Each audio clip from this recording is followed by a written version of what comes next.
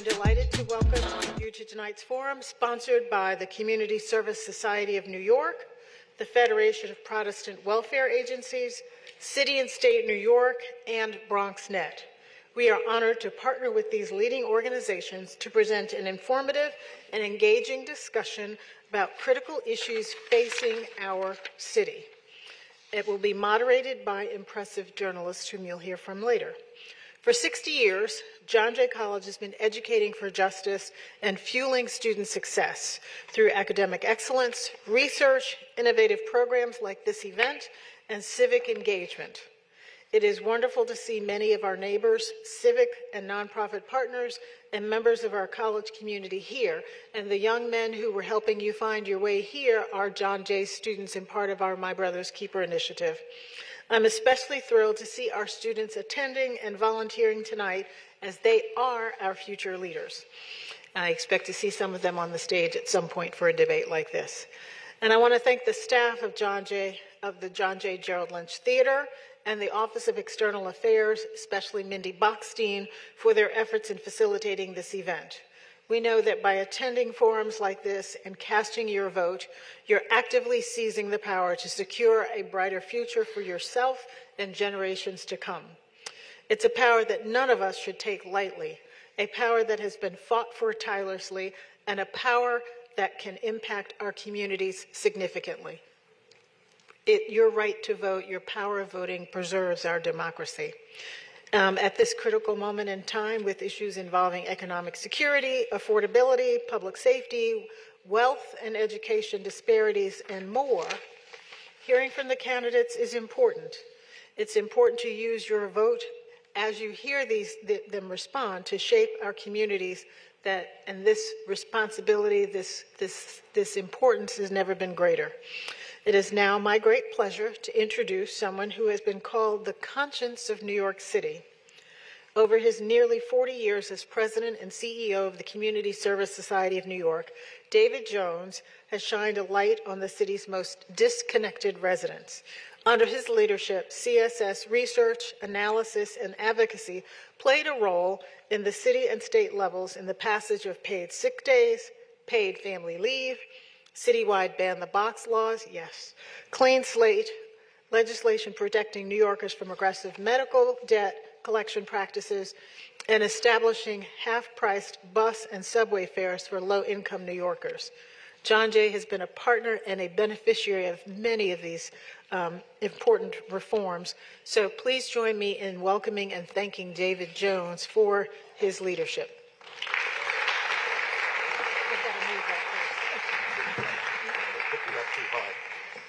Good evening. Thank you for coming. I promise to be very short because we want to get right to the reason you've come here tonight, to hear directly from candidates vying to be the next mayor of the city of New York. For those of you who may not know us, CSS, Community Service Society, is a long-time not-for-profit organization. We use a combination of research and program services and advocacy to promote economic opportunity and champion a more equitable city and state. We organize today's forum because voters need to know what the candidates running for mayor will prioritize, who they will fight for, and most importantly, how they will address the issues that make it so hard for us and so many low-income and moderate-income New Yorkers to live and work and raise a family here.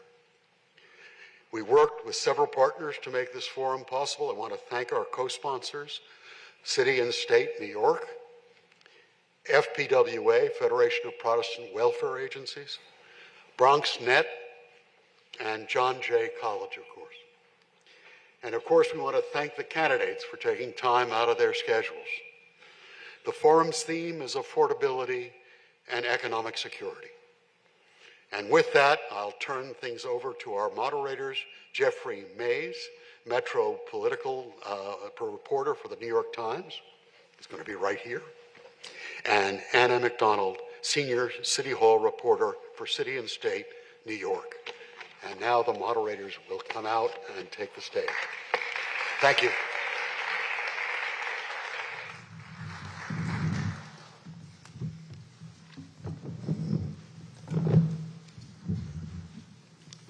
Thank you all for joining us here in person and online. We want to start out by welcoming and introducing our candidates. I'm going to do it in order, alphabetical order. Introducing Adrienne Adams. She is the Speaker of the City Council.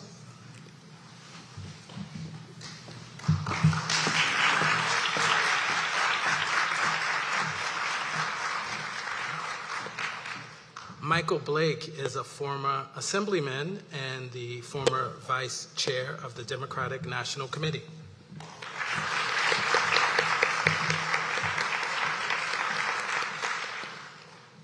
Brad Lander is the current comptroller for New York City.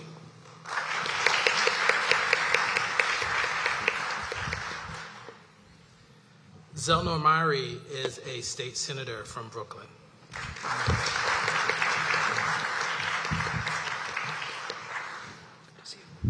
Jessica Ramos is a state senator from Queens.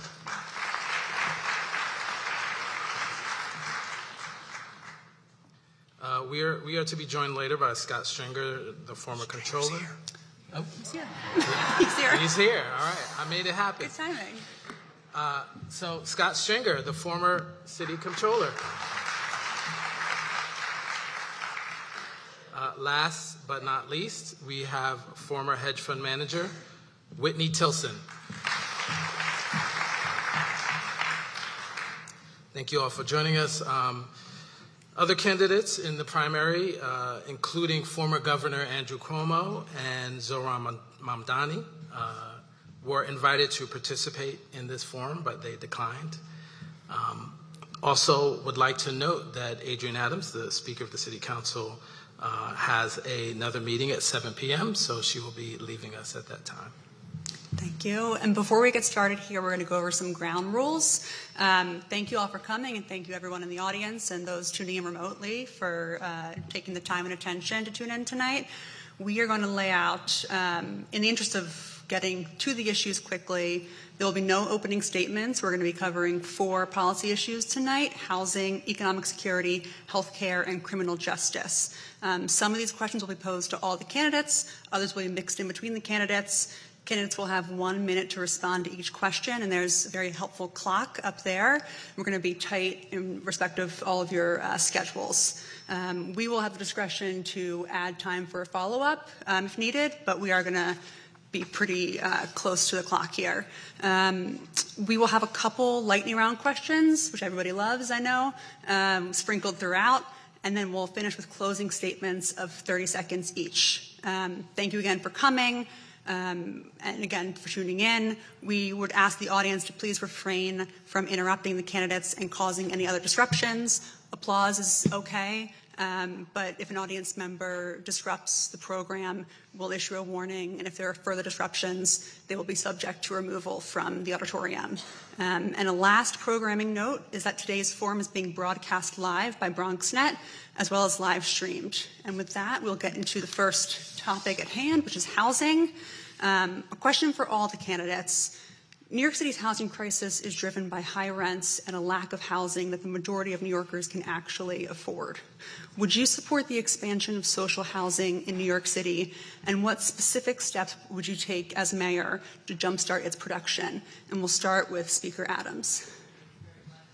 Good evening, everyone. Thank you to John Jay for having us here tonight. It's a pleasure to be with you.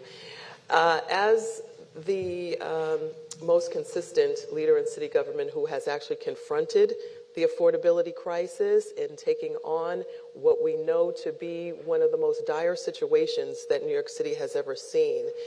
As Speaker of the City Council, we have moved to make sure that we are ensuring new housing across the city.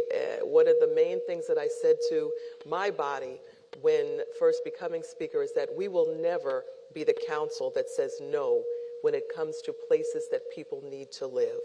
So in ensuring that, and what I will do as mayor will be to expand on the things that we've already done in the City Council in moving into building housing, making sure that it's affordable. Under my leadership, we have made sure that we will be getting 120,000 new units of housing.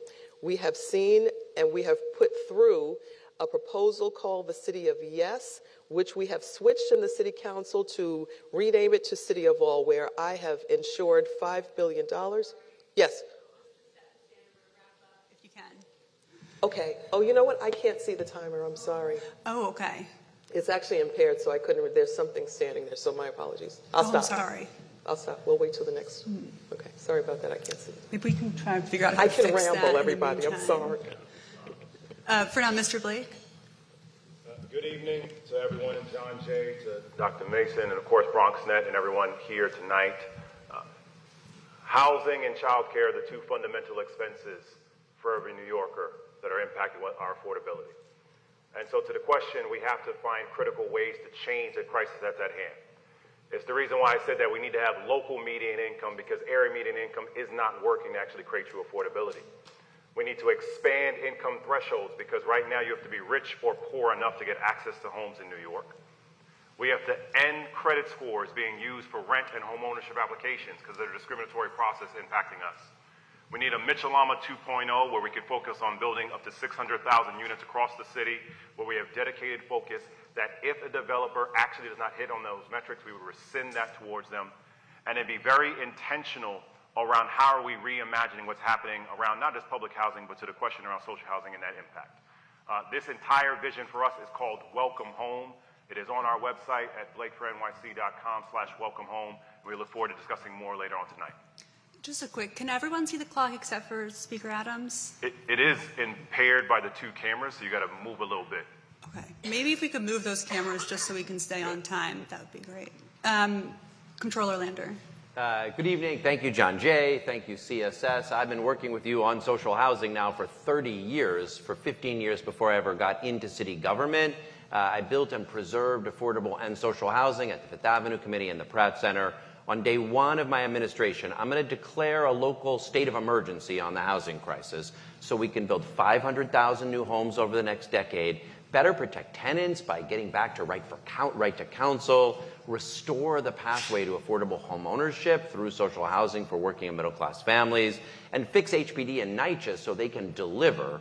In terms of social housing, it's really one critical element, and that's why I've identified the public developer. I'd like to use the NYCHA, the Public Housing Preservation Trust, which can do social housing as infill on NYCHA sites and also build 50,000 units of social housing that New Yorkers could afford to buy or rent on 4 of the city's 12 municipal golf courses, where, because we own the land, we can keep those units affordable permanently and build that next generation of Mitchell-Lama or social housing for 50,000 New York City families.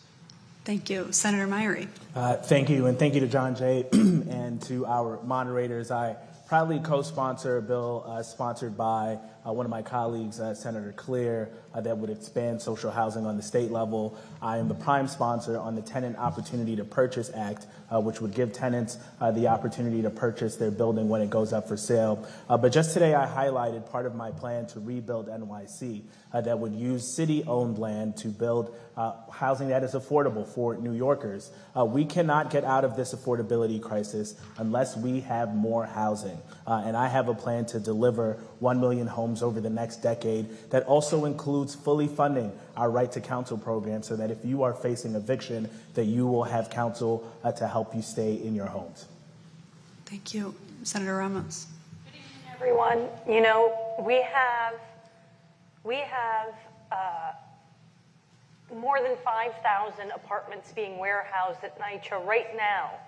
If we just dedicated our taxpayer dollars to make sure that we are properly repairing those apartments and making them available for those who need it most. We have over 200,000 New Yorkers on the wait list for NYCHA apartments. And within themselves, they are a social supportive housing development that can allow us to have the wraparound services needed for people who need everything from mental health services to workforce development opportunities. And we should really have a housing first approach to solving our homelessness crisis.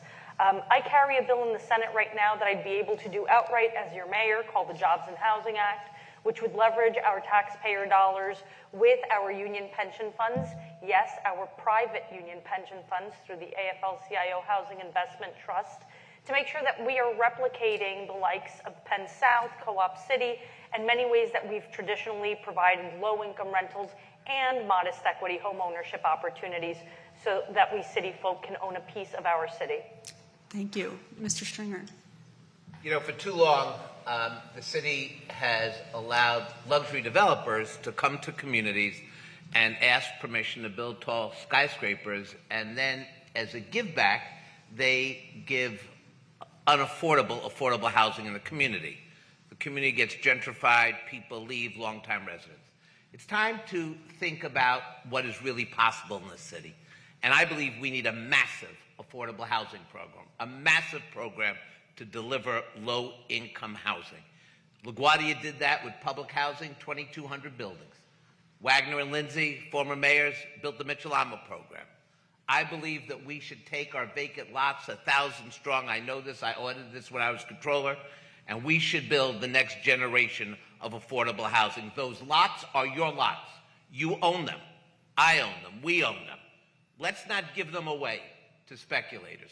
Let's invest in not-for-profit organizations. Let's invest in the people who actually know how to build affordable housing. That's the maximum we need from the next mayor, and there's no time to waste. I know how to do this. I've been thinking about it for a long time. We can do this together.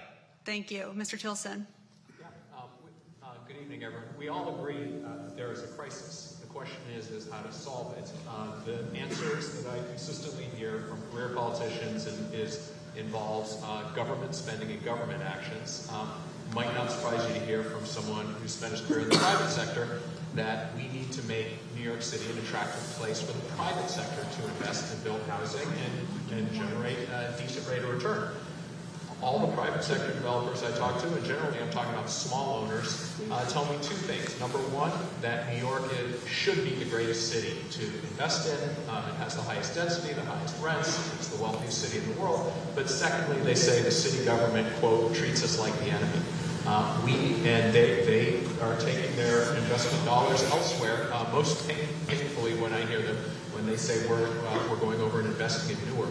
We need to have a completely different attitude from zoning to permitting to environmental reviews, et cetera. Accelerate that process to remove the uncertainty and make New York City a more attractive place for private sector developers to invest. Thank you.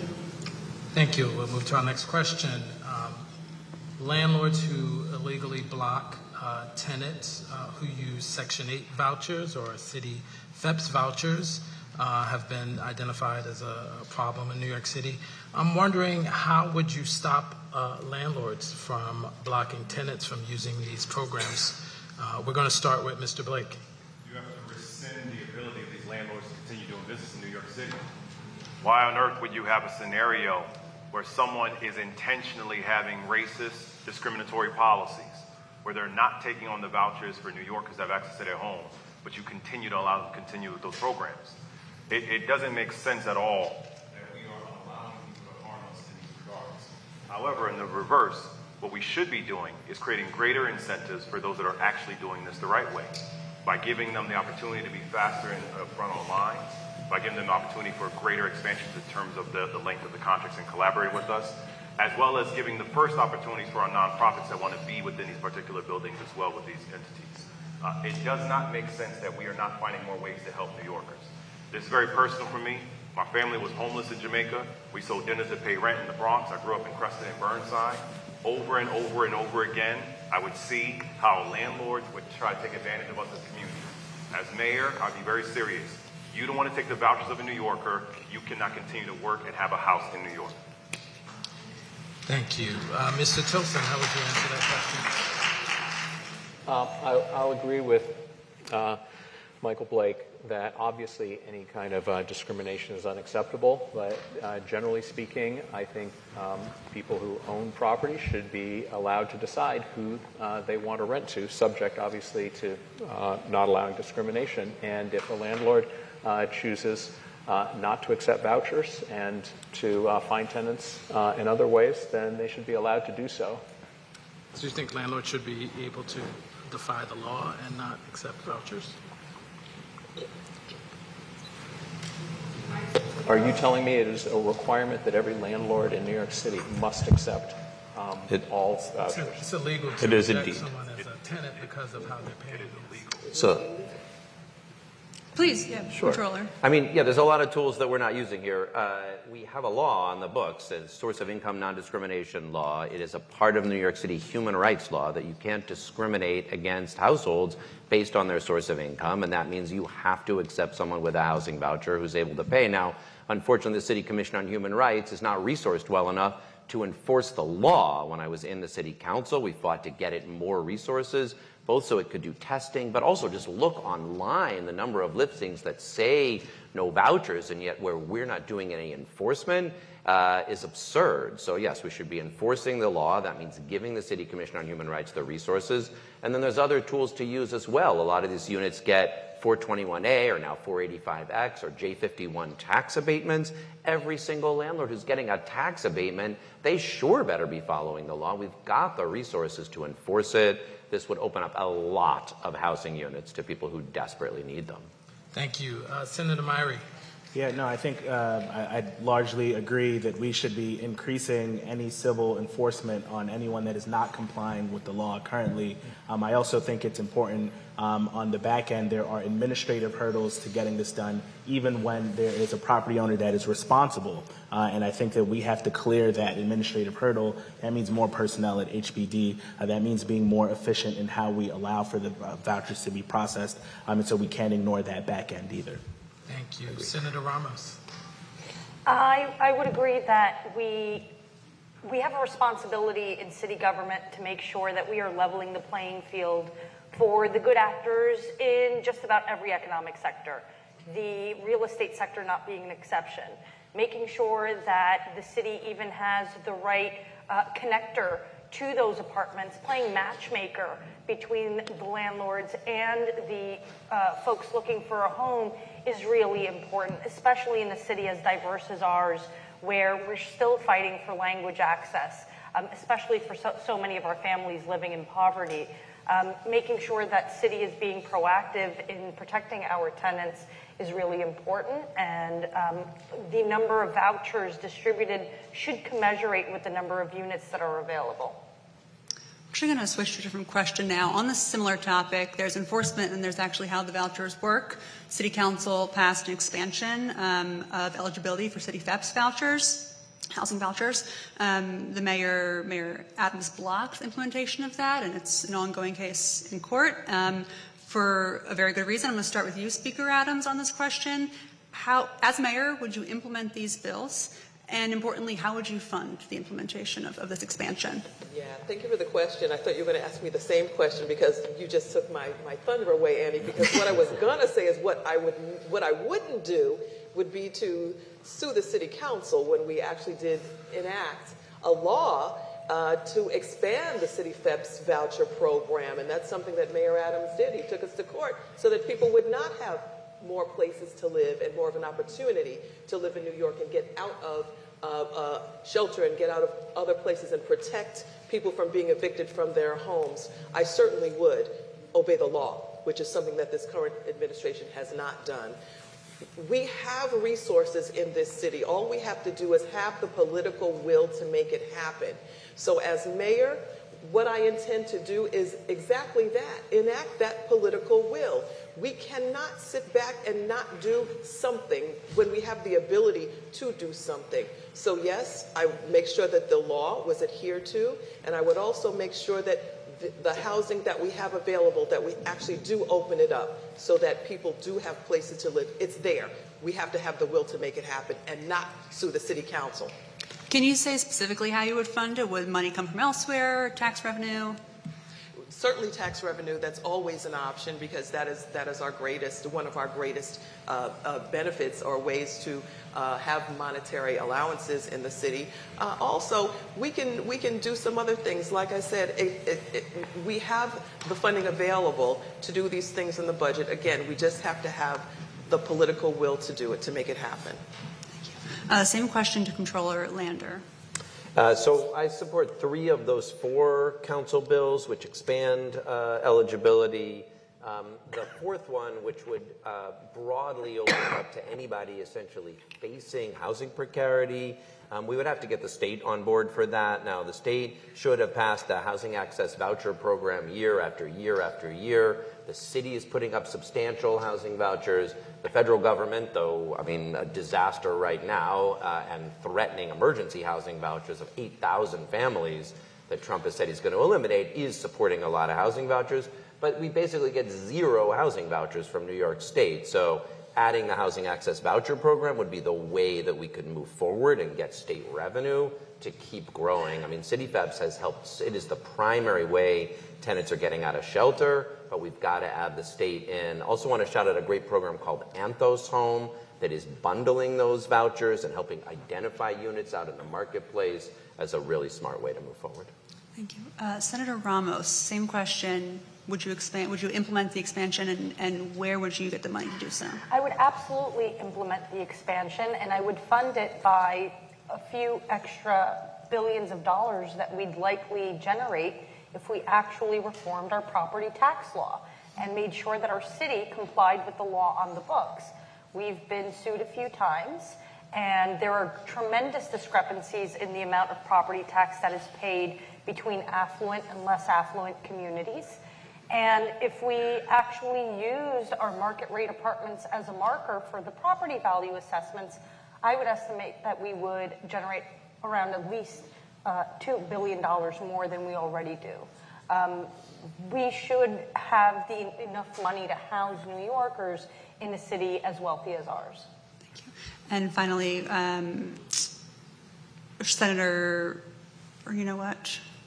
I think I misstepped. Senator Mayoral, if we could hear from you on this as well. Yeah, no, I think I'm going to agree with Brad here that, I penned an op-ed last week advocating for the passing of the Housing Access Voucher Program. That is something that the legislature has both passed and fought for in the budget, but has met resistance from the governor. I think that this is the year for us to get it done, and as mayor, I'd be using our bully pulpit to ensure that we got that done. Thank you. For our next question, we're going to talk about the New York City Housing Authority, which is home to more than 500,000 residents, many of whom are black and brown and low income. NYCHA is facing billions of dollars worth of backlogged repairs, which has been an issue for decades now. I'm wondering, how would you find the money? How would you fund those billions of dollars worth of repairs at NYCHA? And we're going to start with Senator Ramos. Oh, well, we should start by stating the fact that the repairs that are being done to the apartments right now are not very high quality, and we end up misspending a lot of our taxpayer dollars when those repairs have to keep getting done, and we see it all the time. I've actually passed legislation in the state Senate to create a dashboard so that hopefully NYCHA tenants can follow along where their ticket is. But again, us being able to hire people, and hopefully even within NYCHA, to make those repairs, make sure there's lasting repairs, is really important. A lot of NYCHA apartments still have lead paint and need to be remediated in order to make sure that these are safe homes. So even in thinking about what other pots of money we could draw from in order to cover the $40 billion that are needed, I would even just start by being smarter about money that is being allocated to fix those apartments right now, because again, the goal is to open up all of those thousands of apartments, or over 5,000 apartments that are currently being warehoused by the city. Thank you. Speaker Adams.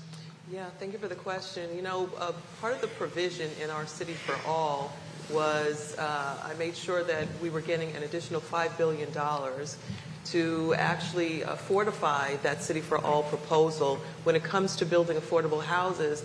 So what I wanted to make sure was that in addition to building affordable housing, that we actually had a means to fortify and fund our NYCHA residents and our Mitchell-Lama residents who deserve to live in dignity. So part of that funding will actually go towards preserving and repairing those places where people are living right now in deplorable conditions. So we've actually baked that part of financing into the City for All proposal. So it's baked in there. As far as other pots are concerned, again, we're going to have to look towards, and we keep saying we've got to have state partners willing to do that with us to make sure that those things happen for NYCHA. I've heard people say many times that we keep putting money in, but we don't see any results. We have to have partners to help make this happen. Thank you. Mr. Stringer. Look, I do think we are entering probably the most dangerous moment in NYCHA history, given the Trump attack on New York City. So the $40 billion that Jessica identifies is absolutely accurate. I audited NYCHA 19 times when I was controller. I saw the cost overruns. I saw the incompetence and just the basic lack of services that NYCHA was giving to the tenants. But I think this time we're going to have to be a little strategic, especially for the next 18 months as we attempt to take back Congress and dismantle the Trump agenda. When I was controller, when we were looking to try to figure out new ways to fund NYCHA repairs, and we realized that then Governor Cuomo had zero interest in that kind of funding. You know who he is. He's running for mayor. I don't know if you heard. He doesn't come to these things, but just in case you heard of him. But one of the proposals I had was to start thinking creatively and how to fund. And one of the ways that we should do that is by taking proceeds from the Battery Park City Authority. The controller, the mayor, and the governor each have a vote. If there was a three-way unanimous vote, we could take tens of millions of dollars and dedicate that to NYCHA repairs. We should look at different ways to fund, given the fact that we have divestment from the federal government. Thank you. Mr. Blake. Let's be very clear. NYCHA is in this condition because this city is not respecting black and brown people in a real way. You have individuals that have been accused of bribery, corruption, and crimes because they would not actually have accountability in fixing what was going on with these capital repairs. So to the question, we're talking about a $40 billion threshold. You have to be able to lay out how do you actually generate the revenue. First, you have $2 billion of unclaimed fees and fines across the city right now, in particular from parking, about 1.4 just in that alone. Second, we need to have a vacant apartment tax to generate more revenue in the city. If someone is not living in the city, generate revenue from that individual to enforce them to actually bring in more revenue for us collectively. Third, we have to be serious about how do we also look at property tax reform and relate to Madison Square Garden and other places that are not actually paying us any real way. But then lastly, it's about a realignment of budget priorities. When you have $1.4 billion being spent on NYPD overtime, actually take that funds to help us with NYCHA. Be serious about this being a decade-long program. And as the only person who could say that I have state house, local, and federal experience, you have to have that level of approach to generate revenue to actually address what's going on in NYCHA, which I represent the largest NYCHA concentration when I was in the Assembly. Thank you. Senator Myrie. Thank you. For the first 4 years in the state Senate, I represented Brownsville. I had 23 NYCHA developments. I would walk in those hallways, go into the apartments, yell at NYCHA for not making the repairs, and I drafted legislation that would help speed up those repairs. That law is on the books right now, in effect, requiring the city to work with utility companies and to work with NYCHA in order to restore service as quickly as possible. But this is a problem that has spanned many administrations and have spanned both Democrat and Republican administrations, where we have not received the federal investment that we deserve, nor have we received state and city investment. So I think we have to get creative about this solution. I think we have to, with full resident control and not a single displacement of a NYCHA resident, consider what infill would look like in order to generate the revenue that is needed to meet the demand. Thank you. All right, we're going to move on to one of two lightning round questions. It's a yes or no, just down the line. Talking about rent freeze, which I know we've heard some about from some of you so far, but it's the season for the RGB, so we want to hear your latest opinions on this. I'm going to start with Mr. Tilson. Ask you first, would you support a rent freeze for first this year and second all years of your mayoralty? Mr. Tilson. No and no. It will exacerbate the problem. Will exacerbate the problem. Okay. Mr. Stringer? I'll support a rent freeze as long as the data suggests that it is accurate that tenants deserve a rent freeze. And what's your take on the data so far this year? There's been a couple I think reports. you do it on a yearly basis. That's the way to do it, so you would do the right thing as mayor. Senator Ramos? I would support a rent freeze this year, and I would make sure that we're on a path to reduce costs for landlords so that we can provide a rent freeze every year. Senator Myrie. I'm going to appoint members to the Rent Guidelines Board that will take into consideration the plight of tenants and working class New Yorkers. We cannot balance the cost on their backs. And so I think what has already been indicated this year, that landlord costs are going up, that cannot be put on the back of the renters. And that is the approach I would have in years going forward. So no rent freeze this year? Right. Okay. Controller. For this year, yes, I think the data supports it. Net operating income was up dramatically last year. It's grown a lot over time. I think for this year, the data supports it, but I'm not going to forward commit. I want to keep rents down as low as they can, making sure that landlords can do repairs and pay the super arrays and keep the heat on, and I'll look at it every year. Mr. Blake. Yes, in the first year. The extension is in assessing. If we actually listen to David and others like Jennifer Jones-Austin, we voted on true cost of living, but Mayor Adams actually has not implemented it. So we have to actually understand that data to then determine where we move forward. But in the affordability crisis that we're in right now in New York City, we cannot tell New Yorkers we're going to increase your rent rate stabilize. It would be wrong to do so. Yes for this year, to be decided for future years. To be decided because we have not actually implemented what New Yorkers voted on for true cost of living to have a better assessment of what the cost would be. And Speaker Adams. I actually agree almost verbatim with Mr. Blake in what he just says. We do not have an assessment yet of what that's going to be, but because of the affordability crisis, I would say yes to this year with the stipulation that there should be no rent freeze that should ever harm the renters. So I would want that looked at also. I would hate to see any type of retaliation due to a rent freeze that affected our renters. Could you just say what you mean by that? Retaliation from a rent freeze? Many ways that our renters can tell you what the retaliation could possibly be. Could possibly be anything from making sure that the heat wasn't on, to the water wasn't running, to anything else that quality of life would affect for a renter's quality of life. Those things may be retaliatory depending on the landlord that we're looking at or the situation that our renters may be in. Thank you. Our second question. In late March, the HUD Secretary issued a memo outlining the Federal Housing Agency's plan to share information about mixed status families with ICE. Would you direct the city's housing agencies to collaborate with the federal government in this way? And we're going to start with you, Speaker Adams. Jeff, I'm sorry, can you repeat the question? You're a little low. Oh, I'm sorry. Is this a lightning round or Yes. 1 minute question? Yeah, no, just a quick question. I'll start over. In late March, the HUD Secretary issued a memo outlining the Federal Housing Agency's plan to share information about mixed immigration status families with ICE. Would you direct the city's housing agencies to collaborate with the federal government on this policy? Absolutely not. I think that policy in itself would be discriminatory, and it would absolutely harm perhaps some of the more collaborative ways that we have already to handle our situations with migrants and anyone else in the city. So I would not support that. Mr. Blake. Hell no. See? Look, the reality is, as a son of immigrants, we have allowed Republicans to make this a conversation with scapegoating Latinos. If you're immigrating, Latino, Caribbean, African, Asian, we're all aligned in this together.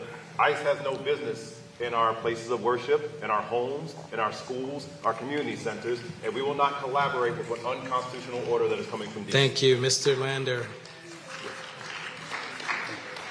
40% of New Yorkers are foreign-born.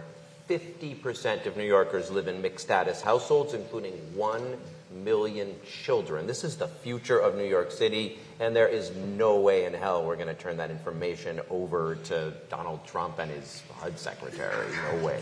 Thank you. Senator Myrie? Yeah, I'm a proud son of 2 Costa Rican immigrants who were not documented when they had me in Brooklyn, so absolutely not. And this is just another instance of an unconstitutional directive coming from this federal administration. And we got to step up and we got to go on the offensive. That is why I plan to hire more lawyers for our law department. I plan to use the 10th Amendment to fight back against this administration. We cannot give them an inch, not a single inch, because our republic and the foundations of our republic are at stake. Thank you. Senator Ramos? I will absolutely not be a collaborator. I think the separation of families only puts our city in a much more precarious situation. And Donald Trump and his administration is really threatening the stability of our city in many ways by the removal of critical funding that we depend on, like most recently FEMA flood mitigation money. And this is why I have a plan to be able to withdraw our federal taxes in response for the unlawful defunding of our programs that we depend on for federal dollars. Thank you. Mr. Stringer? Look, the next mayor cannot be part of the Trump administration like the one we have now. And we have to recognize that the children of this city, and I have 2 kids in the public schools, I know their friends, some of them are not in class anymore. And we know why. Because the moment that we could possibly separate a parent from a child is so horrific that the next mayor has got to stand up and lead this country in a way that has never been led before to get out of this terrible moment in time. We're going to have to be strategic, we're going to have to be smart, but we're going to have to be strong against the Trump administration. Thank you. Mr. Tilson? Yeah, I would not cooperate in any way with this lawless administration's attempts to terrorize our immigrant communities. Thank you. All right, we're going to move on to our second section. Mr. Blake actually gave a preview of this, but CSS and FPWA commissioned a study that tried to show the true cost of living. Pretty striking results showing that 62% of New Yorkers do not have enough resources to make ends meet, and that number rises to 72% for households with children.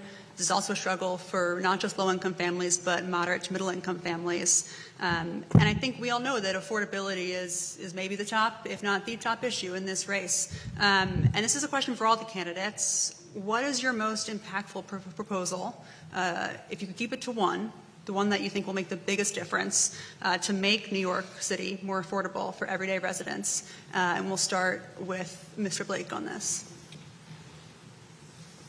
I'm going to do a 1 and a 1A because it's relevant. As long as it's 1 minute. We have to have local median income because AMI does not work. It is not working for us to have true affordability. When you have Westchester County and other counties that are impacting raising your costs, it is unfair for all of us as New Yorkers. And very specifically, if there's one thing that I would do, we would end credit scores being used for rent and homeownership applications. It is a racist, discriminatory practice that if you pay all of your other bills, but you missed a credit card bill or a phone bill 10 or 15 years ago, that would be the determination on someone giving you access to a home. When we see what's happening right now, child care and housing are the 2 fundamental expenses that dictate what's happening around affordability. For us to know it better, again, we listen to David, we listen to Jennifer and others, we understand the data has shown us this around the true cost of living, local median income to understand the numbers better, ending credit scores being used for homeownership and rent applications. That is how I would have a legacy with true affordability. Thank you. Senator Myrie. We have a housing affordability crisis that we cannot get out of unless we have more supply. I want more affordable housing, and I want to do a lot of it quickly everywhere in this city. We also have a child care affordability crisis, and so I'd like to expand pre-K and 3K past 2:30 p.m. to 6 p.m., and I want free, high-quality after-school programming for every single family, every single kid in the city. Thank you. Mr. Stringer. Affordability has just gone through the roof, and so many people are leaving the city. Everyone said that the billionaires were leaving after COVID. No, they just bought a second home. The people who are leaving are the people, the middle class, the working poor of the city, who built this city and now can't be here. I have a couple of ideas that I think are realistic and we can get done in my first term as mayor. First is my tri-share child care plan, reduce child care costs by 50%. Second, I do think we should baseline finally 3K and pre-K. I do think we also, as Zelna mentioned, a after-school program. My idea is to continue after school till 4:30, give kids the resources they need to learn and succeed. But also, it is about housing, and we need to build the next generation of affordable housing. Think about what 1,000 lots in the right hands would do to lower the cost, to talk once again using words like low-income housing. It's not a dirty word.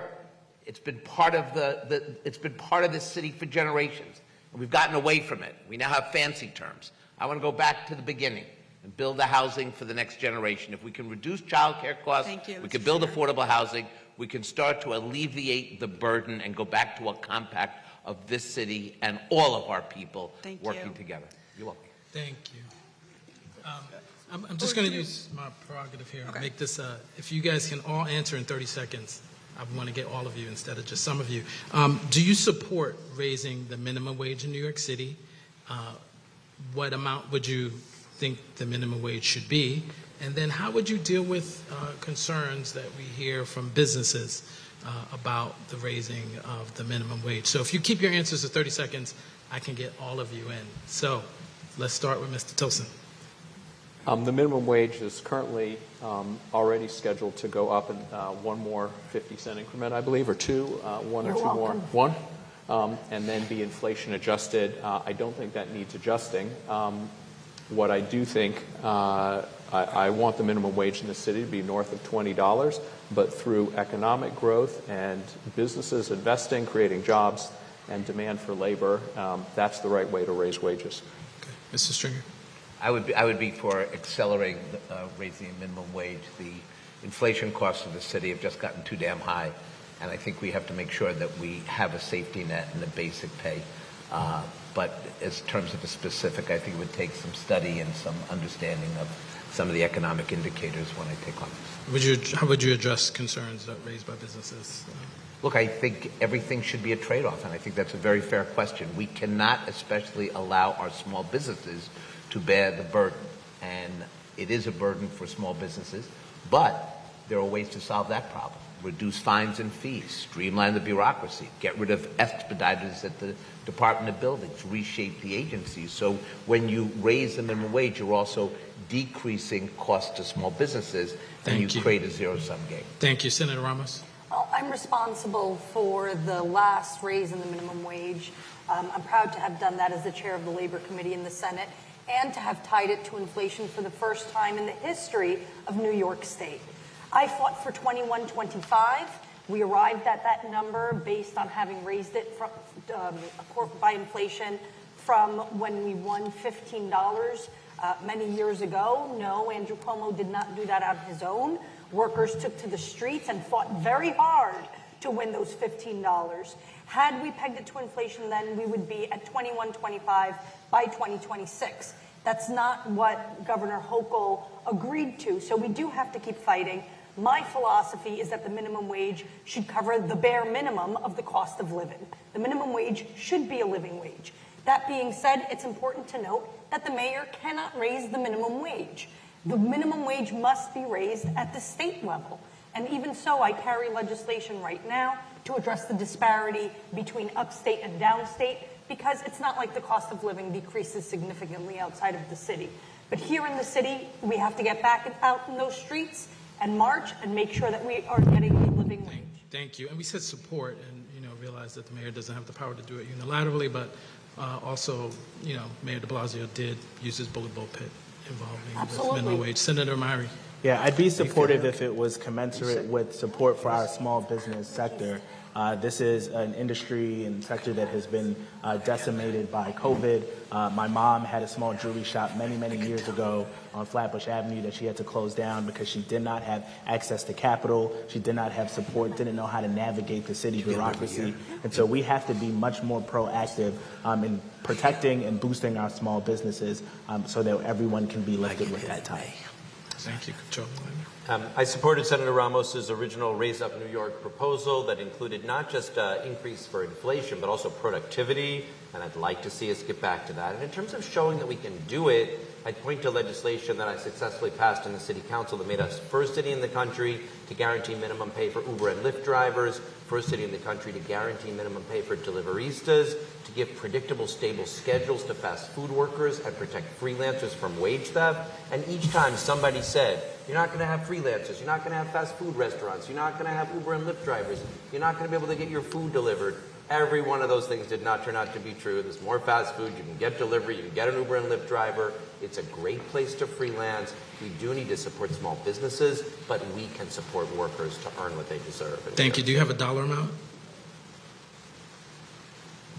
Sorry? Do you have a dollar amount? Well, the formula was the one that was laid out in Senator Ramos's bill. You agree with that that would have been 21.25 by next year, and I continue to support that. Okay. Mr. Blake. We need to go beyond minimum wage and stop with that approach. We need to figure out how to help people get to living wages. And in order to do that, while yes, you have to work with Albany in achieving that, I do believe that for companies that contract with New York City, there has to be an expectation that anyone that is working for them will be at a living wage status. And that we utilize, whether it be resources within the cash reserves, as well as significantly lowering their tax burden to help close that gap. You can then achieve the actual goal. Because too often the conversations we're having in New York City is how are we helping someone get to the bare minimum as opposed to actually have a chance to realize their dream. Thank you. In a $115 billion budget, we can find the funds to make this happen. Thank you. Speaker Adams, 30 seconds. Thank you. I'm going to try to keep it to the 30 seconds. I tend to agree with the former comptroller on this. We're going to have to realize what the data is. I definitely believe that there needs to be an increase, but we're going to have to follow the data in how we do this and at the same time protect our small businesses, which also was said that we've lost so much power through the pandemic and the loss of small businesses. We can't take a look at this thing in a nutshell, either or. We're going to have to figure this out and pair this together to make sure that both sides win. We've got to have a win-win in this, not just an increase at the expense of our small businesses. I'm going to jump to a question on guaranteed basic income. Speaker Adams, these programs have taken off across the country. We've heard you talk about the Bridge Project in the City Council. Would you support the city launching its own guaranteed income program? If so, who should benefit from it, and how would you pay for it? And I'll start with you, Speaker Adams. I am already proposing that. That is the question of the hour, and it's got to be my last question. I apologize. I am proposing a guaranteed basic income program to prevent child poverty. So the folks that will be impacted to prevent child poverty and homelessness would be pregnant women, would be children, pregnant women, and also children aged 0 to 5. Also would be for youth. Ages 15 to 24, as well as youth aging out of foster care. So this would be a 3-year guaranteed income program. This would make sure that mothers had health care, that mothers and children had food, so we would take care of food insecurity as well. The city would fund this as well as private donors as well. We can do this. This model has already been proven. Annie just mentioned it. We've already started it in the City Council. I have 161 mothers already in this program. We find that over 63% that go through this program, 63% and above actually do not stay in the shelter system, which is what we want. We don't want to perpetuate life in shelter. We want to get them out, and that's exactly what happens when we give people a leg up. This program would be for 3 years, and it works. Thank you. Mr. Blake, same question. Would you support a guaranteed basic income, and how would you fund it, and who should it target? I want to separate it because I think Speaker Adams and I have been able to talk about guaranteed income in this way. I think there's a difference between guaranteed income and universal basic income. I've stated that I support guaranteed income to help people get to a threshold of exceeding, obviously, the challenge around living wages to that degree. Now, how do we pay for it? This goes back to the collective approach of what we laid out. When you know that you already have $2 billion that needs to be claimed back of unclaimed fees in particular apartments, a vacant apartment tax, assessing what's currently happening within the budget, not just the $1.4 billion when it comes to NYCHA overtime, but is it possible for us to say that at $115 billion budget you can't find funding to actually address these concerns? In terms of the threshold of the individuals, the implementation of the true cost of living assessment will help us determine who are the individuals not just experiencing poverty, because poverty by its own metric is insufficient, but the collectiveness of being unable to pay for all expenses in New York City. We don't know that answer as of yet because Eric Adams is so focused on trying to stay out of jail, he actually didn't implement the policies itself. And so if we did that, we would then know how many people we need to help to then be able to close that gap, give them a guaranteed income for that first 4 years, and then assess, as we've seen in Connecticut, Stockton, and in St. Louis, this can be achieved in New York City. Thank you. Controller Lander. I love the guaranteed income model, and I think the pilots that are starting are really exciting. To scale it at the scale that it would need to be to get anywhere close to universal is just an expense beyond what we can afford. There are some other models I really like here, like NYC Kids Rise, which is putting deposits in the savings accounts of every New York student. That helps people start to save for college and the future. And that one I think can get to a lot more people. And I'll just, I've tried to be real clear. what I think my top priorities are, especially at a time when we're going to be facing the likelihood of an economic downturn thanks to Trump's tariffs and big budget cuts. So my big commitments are ending street homelessness for people with serious mental illness in New York City, a dramatic increase in affordable housing, and getting universal child care, which would help families save $25,000 a year. And those are the things, and that is going to cost the resources that I can find. So love this model, but can't commit to find the money for it on top of those things in the times we're facing. Thank you. Lastly on this, Senator Ramos. Well, I'm a big fan of a jobs guarantee. I want every single New Yorker who wants to work to be able to find a good job. It used to be that New Yorkers just needed one good job in order to keep a roof over their heads, raise their family, put food on the table, and people even had a little bungalow out in Long Beach or something like that. And many of those people even just had a high school diploma. That's the way things used to be.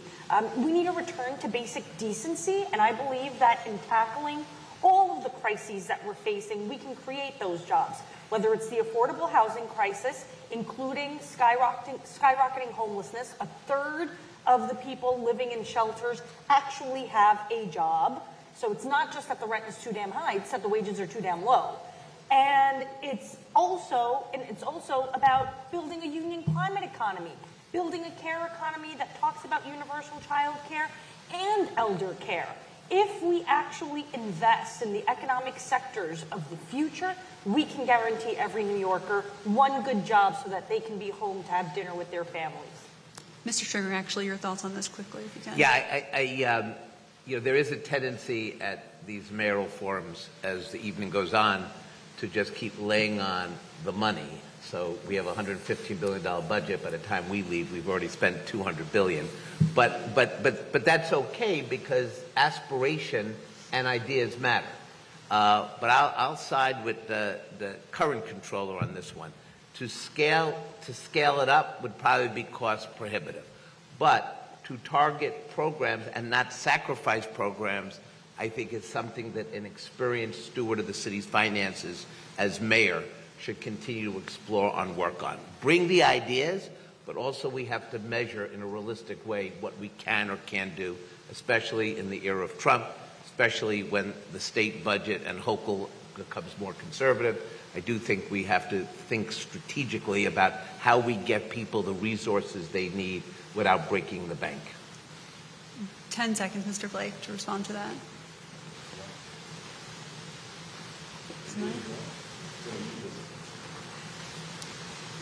I'm just saying, we've had both comptrollers saying these things are unrealistic, but yet saying we can have universal child care in other entities. And let's be very clear, the question was around guaranteed income, which is separate from UBI, which is a targeted approach. We are laying out how to pay for this, but the approach that's being stated is it is unrealistic to do so, but yet they're equally both saying we can have universal child care. Do we have time? Sure, quickly. Be honest and clear about the priorities I have so everyone will know what I would do with I the understand, resources but if I had the first. both have stated that it's not feasible. Well, when you've reviewed the city's finances for a very long time and the positions we've had, we also have to speak truth to people and not promise them things that probably cannot happen without sacrificing other programs. And by the way, you're not wrong in your approach. It's about every mayor, and this is a great thing about being an executive, you get to propose a budget with your hopes and dreams. You have yours, I may have mine, but you can't do it all. That's just the reality. All right, we'll end it there. Thank you. We'll move to a quick rapid-fire question. I'm wondering, this is for all the candidates, a yes or no answer. Would you support expanding the Fair Fares program, which provides discounted fares to New Yorkers, transit fares to New Yorkers, whose income reach up to 200% of the poverty level? Let's start with Senator Ramos. I would absolutely want to expand the Fair Fares program and have a much more targeted outreach program. I mean, the challenge is the utilization rate of the Fair Fares program is very low. Thank you. Mr. Blake? We need presumptive eligibility. Yes, and I can't wait to hear Scott and Brad's answers on this as well. Let's go to Mr. Stringer. Yes, I do. Proud of it. And Mr. Lander, I'll fulfill your wish. There you go. I was proud to work with David Jones and CSS to fight to win the Fair Fares program in the first place. Me too. And I damn well agree we can expand it to 200%. Yes. Mr. Tilson? Yes, I agree. Senator Myrie? Yes. Thank you. Next round. Just because you can't pay for everything doesn't mean you shouldn't pay for something. I just want to be clear, however, they both indicated it was That's- unrealistic, so. We've heard all your opinions. We appreciate it. Last rapid fire question. Would you advocate in Albany to raise taxes on the wealthy using the very large Blake pulpit of the mayor's office? We'll start with Mr. Blake on this. Yes or no? Yes, specifically with a vacant apartment tax. Okay. Thank you. Controller Lander. I like to focus on what we're getting. So if we're going to get universal child care, we're absolutely going to have Albany increase revenue on the wealthiest New Yorkers. And if the SALT cap is eliminated in Washington, then that's another opportunity to say we need to be able to plug some holes. But the point is to say, here's what we need to pay for and show people what we're getting, and then bring along the need to increase that revenue progressively. Do you have a percentage in mind? I mean, getting to 2K to do it, to paying for universal child care for 2-year-olds, will statewide will exceed $10 billion. So that's the amount of revenue that we will need to find from the wealthiest New Yorkers. Senator Myrie. Yeah, I think we first have to go after the taxes that are already owed to the city. We have to hire more personnel for our OMB to get those taxes that are owed. And I think all options have to be on the table as we face down a federal administration that is hostile to this city. And I'd be very willing to work with my governor and partners in the legislature to get that done. So open to it? Is that fair? I'm sorry? Open to it? Yes. Okay. Senator Ramos. I've already effectively worked with Governor Hochul to expand child care eligibility from 200% to 275% to 400% of the federal poverty line. And I want to pay for my universal child care plan, which is the bill I carry in the Senate, by increasing the payroll tax that can't be passed down to workers for the top 5% of businesses, which would largely be the financial sector in New York State. And I'm also a very big fan of my mark-to-market tax, which would tax unrealized capital gains of only 135 people, the billionaires that call New York home, where we would generate $33 billion within the first year of implementation of that tax. Mr. Stringer. We've got money. When I was in the State Assembly, I believe I introduced with then Senator Franz like the first bill to increase taxes on the wealthiest New Yorker to stave off a real crisis during the Pataki administration. If you look him up, he was a governor, for those of you who were not there at the time. But I do think that what we see right now is a balance of understanding what we can pay for and what we can't pay for. And by that I mean we have certain priorities that have to be realized in Albany, the city. One of the things that I did not do as controller was give Bill de Blasio unfettered access to $5 billion in borrowing capacity, because when I asked him what was the money going to be used for, he said he had no idea, but he wanted to have the authority. So when you go to raise revenue, you also have to have a specific agenda and realize it, because you can't keep coming back and back. Legislature's not going to go along with it. So I think, again, it takes a certain amount of experience, but you know where I started in my career. It was the Like to Stringer bill. Again, open to it. Is that fair? Look, I'm open to anything, but to me, that's not the question. The question is open to what? Mr. Tilson. We already have the highest combined tax burden in the country. If we try and increase it from here, we're just giving Florida a gift. People are mobile. And we are the wealthiest city combined with the highest tax burden, so we have by far the biggest city budget, and we need to spend that money better and more efficiently rather than further making ourselves uncompetitive. So no. No. Thank you. Thank you. We're going to move on to our healthcare section. We're going to start with a question about maternal health. Black women are 3 times more likely to die from pregnancy-related causes than white women. Black women are also twice as likely to have a birth with late or no prenatal care at all when compared to white women. I'm wondering what you would do as mayor to address the maternal mortality crisis that is being experienced by Black and brown women in New York City. Mr. Lander. So H&H has just got a huge opportunity to step up here, and thanks to some things that Brooklyn Borough President Antonio Reynoso has supported, Woodhull Hospital is taking really some significant steps forward. That's outreach, so before people are in the hospital, they're getting more of that prenatal care, and then that's a ton of support that they're providing both in the hospital and through those birthing clinics. So I'd like to see that expanded across the H&H network, and not just to the 11 public hospitals, but to the FQHCs and the community-based clinics that they run. Thank you. Senator Myrie.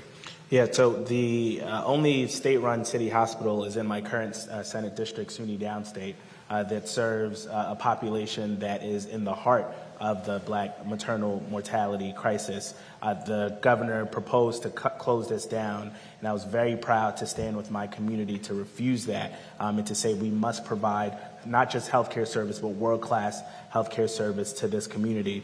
As the next mayor, I would like to use our bully pulpit to expand Medicaid coverage for doula services. I have, in the state Senate, introduced the Chisholm Chance Act, which is meant to be a healthcare hub using organizations, using birthing centers, and including our hospitals to ensure that we're providing wraparound services and holistic services for our Black women. I'd like to continue that effort as the next mayor. Senator Ramos, thank you. This is an issue near and dear to my heart. It's a very big issue for not only Black women, but Indigenous women. My mom had a terrible time giving labor to me, and she was actually pronounced clinically dead for 3 minutes when she gave birth to my little sister at Elmhurst Hospital, and she was brought back to life through being shocked by the staff there. And I have to say that the American way of giving birth, being the only person on this stage right now who's given birth twice,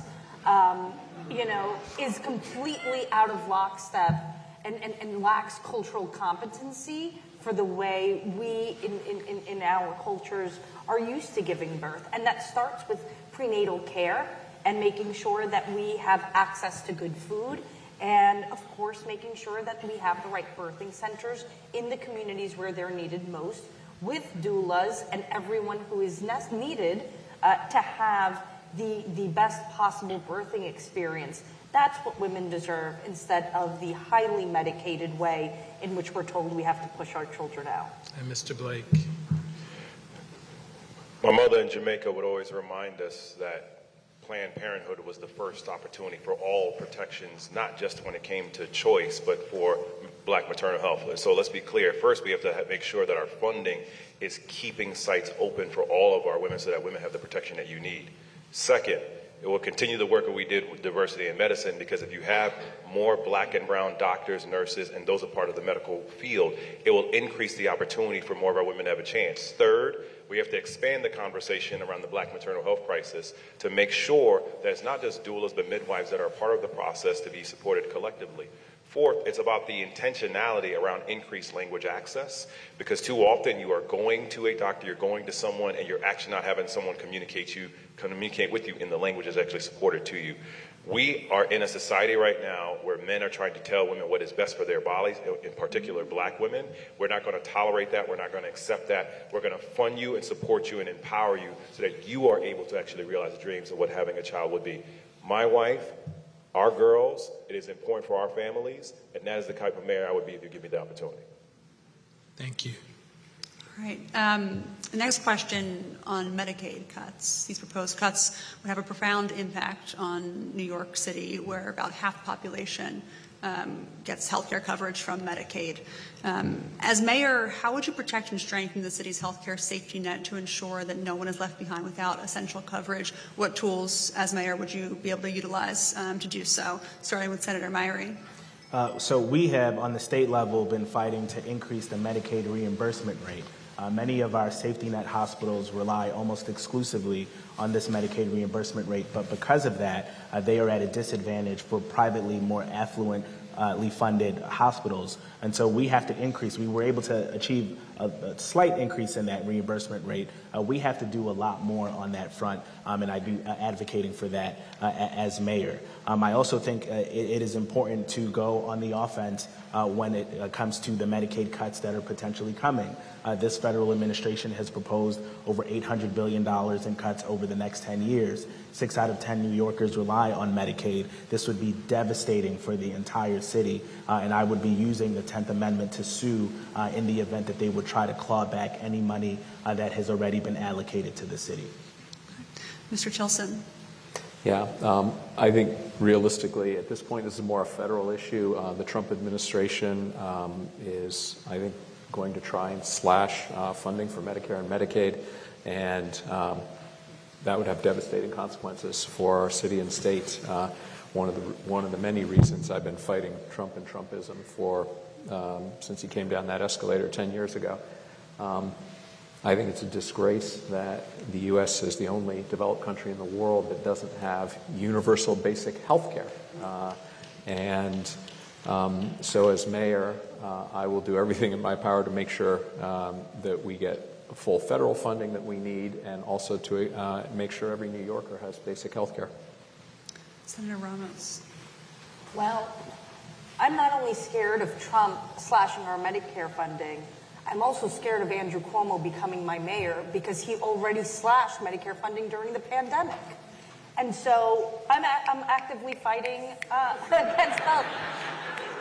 I guess I'm Scott's number 2. But this is why I'm actively, fighting against both. We can't trust Andrew Cuomo to keep us healthy, and we can't trust that Trump is going to increase the 30 cents to the dollar in the Medicare reimbursement rate that's happening right now. And this is why I don't want to give Trump our taxes if it means a lapse in service, especially for our most vulnerable New Yorkers. So making sure that there is continuous service is really something that I'm committed to achieving, and I'm hoping that Governor Kathy Hochul will be my closest partner in achieving that. Mr. Stringer, the same question to you. And if you want to make a cross-endorsement announcement, you can do so. Well, we're on. We've done some stuff together. But just to Jessica's point, you got to know what you're getting into on June 24th. You do not want to support somebody who sent this city reeling when it comes to a $2.5 billion cut Medicaid. Why would we go back to that chaos, especially during this Trump moment in time? And look, I think what I think I bring to this table is a certain amount of fiscal acumen to figure out a way to stave off the worst cuts to our hospital system by doing a couple of things. One, we definitely need a $500 million rainy day fund from the state, $500 matched by the city, so that as we see these healthcare cuts come from the federal government, as they look at our budget codes and they separate the city and state money, they take the federal money, we're going to have a system to replenish, at least for the next 16 months until we get to the congressional elections and we start to dismantle the Trump agenda. But the other thing we have to also do long-term is the mayor has to lead on health care. That means on January 1st or a week after, I'm going to bring in all the hospitals, all the insurance execs. We're going to sit around the table and we're going to say, you are going to reduce costs because you are shaking down our seniors, our families, and enough is enough. We need a mayor to lead on this issue. Thank you.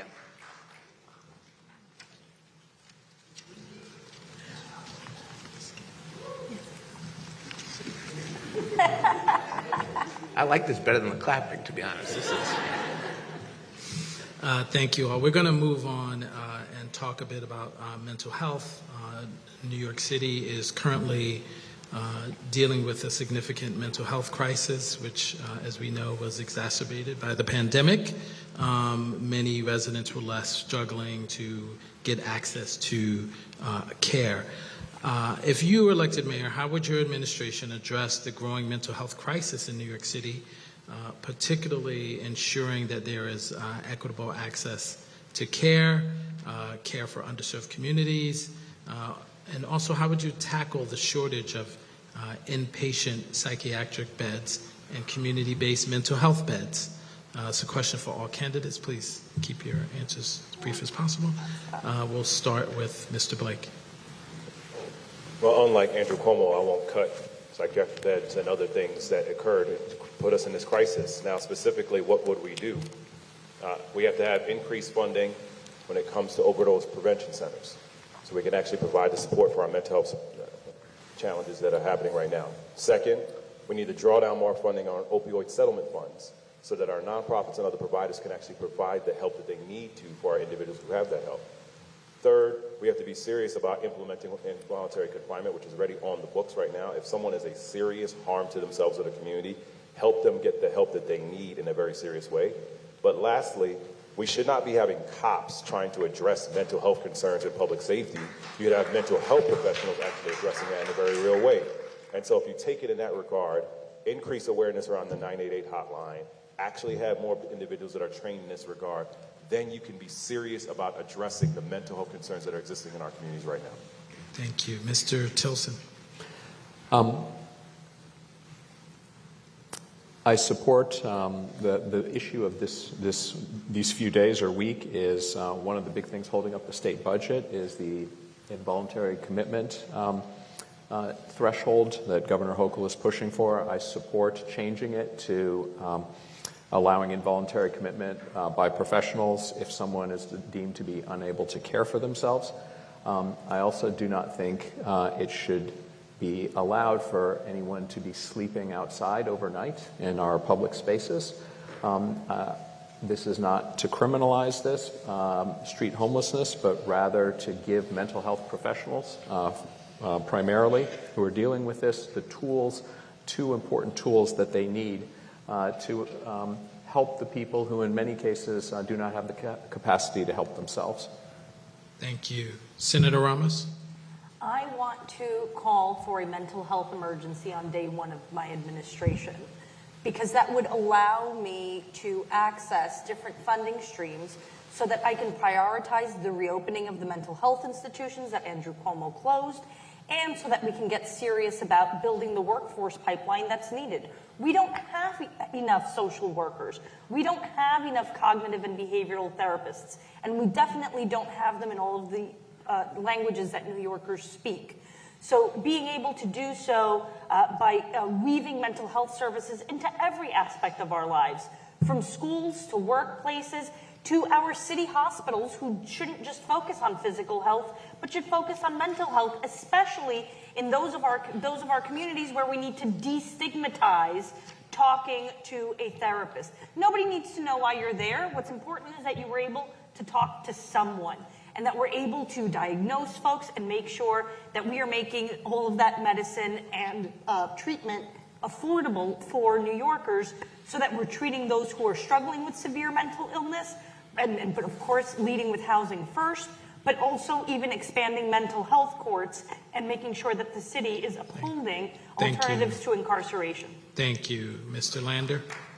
The number one commitment in my campaign is to end street homelessness for people with serious mental illness. We can do that in New York City, and it requires mayoral leadership and a coordinated continuum of care, but mostly what it requires is a policy called Housing First, in which instead of saying to people, you can go to shelter, or we're going to sweep you to hospital or jail, we've got an SRO or a supportive housing unit for you, and when you offer people that, they take it and they're able to stay stably housed 70 to 90% of the time. It's working in Denver and Houston and Salt Lake City. We're talking about 2,000 people sleeping on the streets of our city with serious mental illness.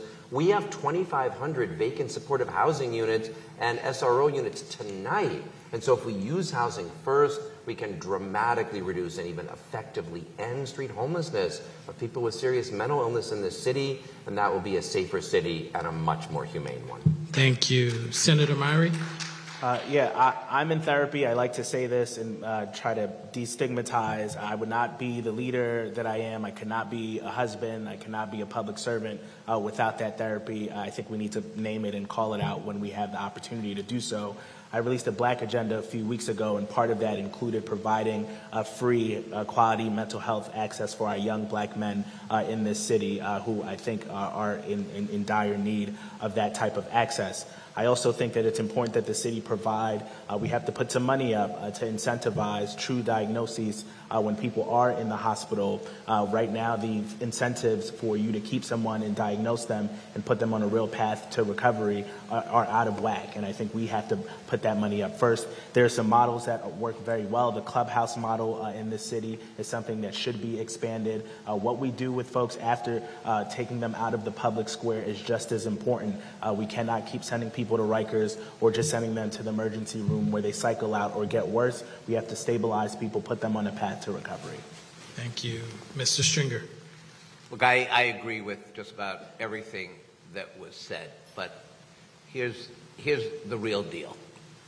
This city government, as presently constituted, couldn't run a two-car funeral. And I say this in all seriousness. You want to put mental health professionals on our trains, and we should, to help the people who are dying in front of us when we take the train, when I take my son to school, and see people not committing a crime, not doing anything wrong, except existing in a way that leads to death. We need to rebuild the city agencies and break down the silos of all the agencies responsible for developing these programs. How do we do that? First, we cut police overtime in half. We take that money and we put it into a mental health fund that hires the people we need and sets the tone and policy that will actually help people. Yes, we need housing first. Yes, we need to make sure that people are no harm to themselves. Yes, we need the 11 city hospitals to do more and step up. Yes, we need funding from Albany. But the fact is that right now we have an empty government of deputy commissioners, of middle managers, and the whole place is empty. So the next mayor has to have the experience, the understanding of where the agencies are and where the bodies are buried, and literally rebuild the government, because we're not going to be able to realize the hopes and dreams that we discussed tonight unless we put management in place for the first time in a very long time. Thank you. We're going to move on to criminal justice, which is our last section of the evening. New York City is legally required to close Rikers Island by 2027. Doesn't look like it's going to happen. Both construction and the actual jail numbers don't seem compatible with that deadline. Do you believe that Rikers should close as a baseline? And what will you do to speed construction and shrink the jail numbers? And we'll start with Senator Myrie on that. Yes, so yes, Rikers needs to close. We have been treating it as a de facto mental health institution, and it is a great stain on this city, not just in this administration, but for too long. And so, yes, we have to close it.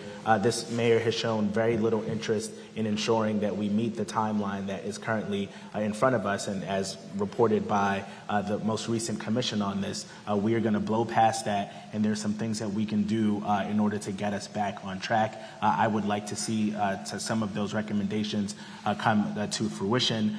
We have to be very focused administratively in bringing the stakeholders back to the table to say, how can we get back on track to make sure that this happens? And that is something that I'd be doing as mayor. Thank you. Comptroller Lander. Yes, I absolutely support the closure of Rikers. Was proud to fight for it and to vote for it in the city council. But I'll be honest, I'm going to get it done in my second term as mayor. That's what it's going to take to get the 4 borough-based jails built. And then 2 big next steps. First, on any given day at Rikers right now, about 1,500 people have serious mental illness, and it is especially disastrous for them. Come out worse than they came in. Eric Adams was supposed to build 360 secure treatment beds in a partnership between DOC and H&H. Literally not one of those units has been built, so I will get those 360 built. We probably need, 500 more than that. And then the other thing is case processing times have grown dramatically since before the pandemic. That's about why there's about 1,500 people there. If we were just back at the case processing times we had in 2019, we'd have somewhere between 1,000 and 1,500 fewer people. So I did a report on this, wrote a letter to the chief administrative judge, and we'll work closely with him, because those 3 steps: get the borough-based jails built, get the secure treatment beds up, and reduce case processing times back to where they were in 2019. that's how we'll Thank close you. Rikers. Mr. Stringer. Well, I was the first elected official, the first, to say shut down Rikers. And the reason that I was for closing it is I went there before it became fashionable to visit. I was there voluntarily, by the way. I know you think. But what I saw there was so horrific and so dangerous, and basically innocent people languishing in the most disgusting, violent conditions. And so I do believe we need federal intervention, not from this president, but we do need somebody to straighten out the corruption there. It has gone on too long and too many innocent lives were lost. When I was controller, I settled a lot of innocent cases with Ken Thompson, the district attorney, before litigation. And the worst case that I settled was for a lot of money to a woman whose son, a homeless vet, died of overheating at Rikers. And I looked at her and said, ma'am, on behalf of the city, I apologize. And she just looked at me and says, I don't want your money. I want my baby back. And there's a lot of parents out there who want their babies back. And I'm going to get them back as mayor to bring that home and close Rikers once and for all. Thank you. Mr. Blake. Someone who's had family at Rikers, as the person who represented Khalif Browder and his family when I was in the assembly, let's be very clear that we should first be focused on, yes, I'm going to directly answer your question, we got to shut down Rikers, but let's be clear, let's help people not get to Rikers in the first place. How do you actually help people have jobs and higher wages in the first place? How do you address mental health concerns in the first place? How do you have better schools in the first place? Maybe if we weren't arresting kids for dime bags, but make sure they had books in their book bags, we're not going to Rikers in the first place. Then it's an inhumane space that's there. Rikers Island is the second highest concentration of mental health concerns in the country, second to only LA County right now. We have to be serious that you have to change the conditions that are there. Then on the back end, yes, you have to build borough-based jails that are connected to the courthouses. You have to actually make sure people are then being rehabilitated, because fundamentally, if you are having crimes that are happening because of larceny and stealing and robbing, maybe you help people before they get into that condition there. Too often the conversations are only rooted in what are we doing to these black and brown people when they were locked up? Help them before they get there in the first place. That's the type of Mayor Blake I would be. Thank you. Okay. Can I take a different opinion on Rikers? Please, Mr. Chilson. Rikers is an abomination. We can all agree on that. I do not see any way to safely close it, at least based on anything close to current numbers. The City Council 5 years ago, when crime was trending downward, only budgeted to build 4 borough-based jails with roughly 4,000 beds. The problem is Rikers today has 7,100 inmates, and I don't see any way to get down. What do you do with the 3,000 that would have to be released unless we can change this? So I would also point out that there's been an increase in Rikers of about 10% this year. This year, murders are down 35% in this city. The police have started enforcing the extra 10% at Rikers are chronic recidivists of lower level crimes. The reason you have plexiglass across all of your drugstores is the police had stopped enforcing low level crimes like that. So I think we are going to have a system in which we will have a smaller and rebuilt Rikers that will be much safer. Combined, so we will have 5 jails in this city, not 4. Oh, can I answer the question since I'm the only one who hasn't? Sure, Senator Ramos. I think anybody who's visited Rikers Island can see that it's a 16th century dungeon, and it is not fair that we just throw people in there waiting for trial and then just throw away the key. I do think it's cruel and unusual punishment. And I think we do a very poor job of addressing mental health, providing young people, especially our young men, with jobs, with good jobs. I also think we do a poor job of utilizing other means of dealing with those who are awaiting trial, like ankle monitors, which are far more cost effective than paying $500,000 for someone to be housed at Rikers Island while they're waiting for their trial. We also need courts to speed up. I mean, I've visited Rikers and have run into young men that I grew up with who have been waiting for their trial for 3 years. It gets adjourned, it gets pushed down, and they deserve a fair day in court. So we really need to get our criminal legal system under wraps and actually uphold the rights outlined in the Bill of Rights. Thank you. Thank you. I just want to clarify, Mr. Stringer, when you say federal intervention, are you in favor of receivership for Rikers Island? Okay, thank you. We're going to move on to stop and frisk, staying in the criminal justice realm. Under Mayor Adams, stop and frisk has surged, though the numbers are still far below the 2011 high. A federal monitor who has audited stops by the NYPD's neighborhood safety teams over a 6-month period in 2022 concluded that about a quarter of the stops were unlawful.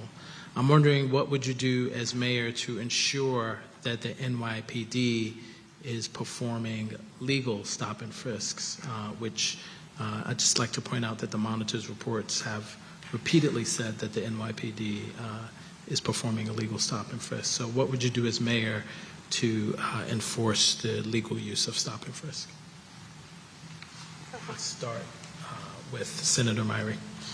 After this was ruled unconstitutional in 2013, we saw historic lows in crime after there was a change in the approach and the leadership that instructed the NYPD to abide by what the court had told them. So this false credence of a narrative that you have to stop and frisk, you have to over-police our communities in order for us to remain safe is exactly that. It is false. I'm born and raised in this city where I had to hold two truths together in my mind, that yes, I could potentially be the victim of gun violence, but I could also be the victim of police brutality. We can be safe and hold the police accountable. We can do those things at the same time, but it's going to take a mayor that actually understands that and wants to get that done and has the leadership to direct the police to do that. Thank you. Senator Ramos? Stop and frisk is unconstitutional. Full stop. And I can't tell you how humiliating it is to be stopped and frisked. It happened to me when I was 19, and I'll be damned if that's going to happen to either one of my sons as they're growing up in this city. We have to be serious about public safety. That is not a way to be serious about public safety. And making sure that the NYPD is actually properly trained to know what people's constitutional rights are, the right to search and seizure, is really paramount, especially after an administration, the Adams administration, which has defunded crossfire training and implicit bias training, amongst others, for the NYPD because he's so busy giving money to his cronies and his friends with no-bid contracts for robocops and drones. That we have to get the NYPD to be a serious professional organization. And I have to say that I do fear also having a mayor that perhaps the NYPD won't listen to. Because I also think that if they were to go rogue, it would also be a dangerous situation for the city. Which among your colleagues do you think the NYPD would not listen to? I don't have any one person in particular. It's a general statement. Okay. But nice try. Thank you. That's what I get paid for. Mr. Tilson. Let's put some facts around this. Stop and frisk declined by 98% from its peak in 2011 to its low a few years ago. It has since roughly doubled, so it's now down 96%. Stopping someone where there is reasonable suspicion of criminal activity is legal. Randomly stopping young men of color generally is illegal if it's random, if there is no reasonable suspicion. So you have to balance two things. Where cops are behaving illegally and just randomly stopping people with racial bias, et cetera, that needs to be punished and shouldn't be allowed. I do think that giving cops who tend to know their communities and some leeway in terms of reasonable suspicion, and I think one of the reasons that murders are down 35% this year is in part because cops are using reasonable suspicion somewhat more That's why you've seen an increase in what are called stop and frisk. But stop and frisks are not necessarily illegal. About a quarter of the stop and frisks that have occurred in the past year with the latest data resulted in an arrest. So cops I think that's a pretty reasonable number, actually. Well, the Federal Monitor ruled that a quarter of the stops were conducted in an illegal fashion. Oh, meaning I have it reversed at 75%? Well, this is from the data from 2022, where the Federal Monitor found that at least a quarter of the stops were unlawful. Okay, meaning 75% of the time they found somebody with a gun or some that it turned out to be. No, it doesn't mean that. No. And black and brown people are disproportionately stopped and frisked. That is not okay. The 75%, they're not necessarily finding a weapon on someone. It's about the number of legal stops. Right. Whether the stop was legally acceptable. We'll move on. Mr. Lander. At the height of the era of discriminatory stop and frisk, I teamed up with Jumaane Williams and the City Council. We passed the Community Safety Act. That strengthened the city's prohibition on bias-based profiling, created the Office of the NYPD Inspector General. We saw those dramatic decreases in discriminatory stop and frisk. And as Senator Myrie said, we saw dramatic decreases in crime. So you can have fair policing and safer neighborhoods.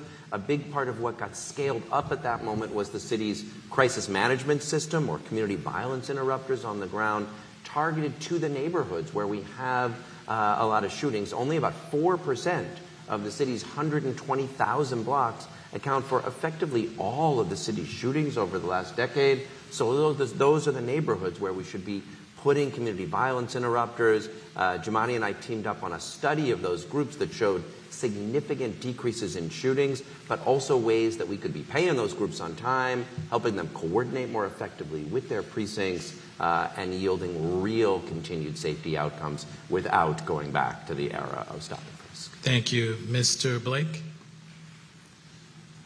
You're listening to some answers for folks who have clearly not been engaged in police brutality. So as someone who has had cops mess with me twice, stop and frisk does not lead to you feeling safer. We know this, whether if I'm in the Bronx or in Central Brooklyn or Southeast Queens, doesn't matter where you're at in the city right now. So to your question on what do you do from here? First, there still is not a good reason why we don't have a registry for officers who engaged in police misconduct elsewhere on why on earth do they have a job here. Second, when someone identifies actually does these activities, they should be suspended without pay immediately. If it happens with an additional infraction, they should be terminated. That is how you operate with any coherent manner. Let's be very clear. They are going after black and brown folk. As a tall, dark-skinned black man who walks up and down the street, I should not be afraid on if I could get home because someone thinks I'm a threat. That is what's happening right now in New York City. And if you are serious about holding people accountable, the last piece on this is that every single officer must have a body camera on for any and all activities that they're doing. It will increase the immediate accountability and be able to track what is happening in real time so that you don't have black and brown kids terrified on if they can get home alive. Thank you. Mr. Stringer. Well, I agree with Michael Blake. When I wear a suit and tie going to work, I never worried during Giuliani time that I was going to get stopped or frisked. Couldn't happen to someone who looks like me.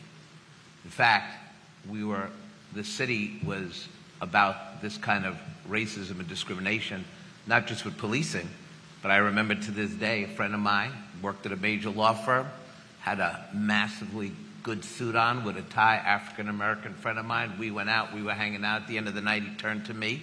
I was in jeans and a t-shirt. I worked for Jerry Nadler, the assemblyman, made no money, looked that way. And he turned to me and said, do me a favor, get me my cab tonight, because people wouldn't stop. So I was the first elected official in New York City to say enough and stop and frisk, because my lived life experience of my friends and the people in the community I grew up in Washington Heights, this was all too common. And we cannot ever, ever go back to this. And when I'm mayor, the first thing I say to the police commissioner is, it's done. It's over. No more excuses. We're going to police in a constitutional way.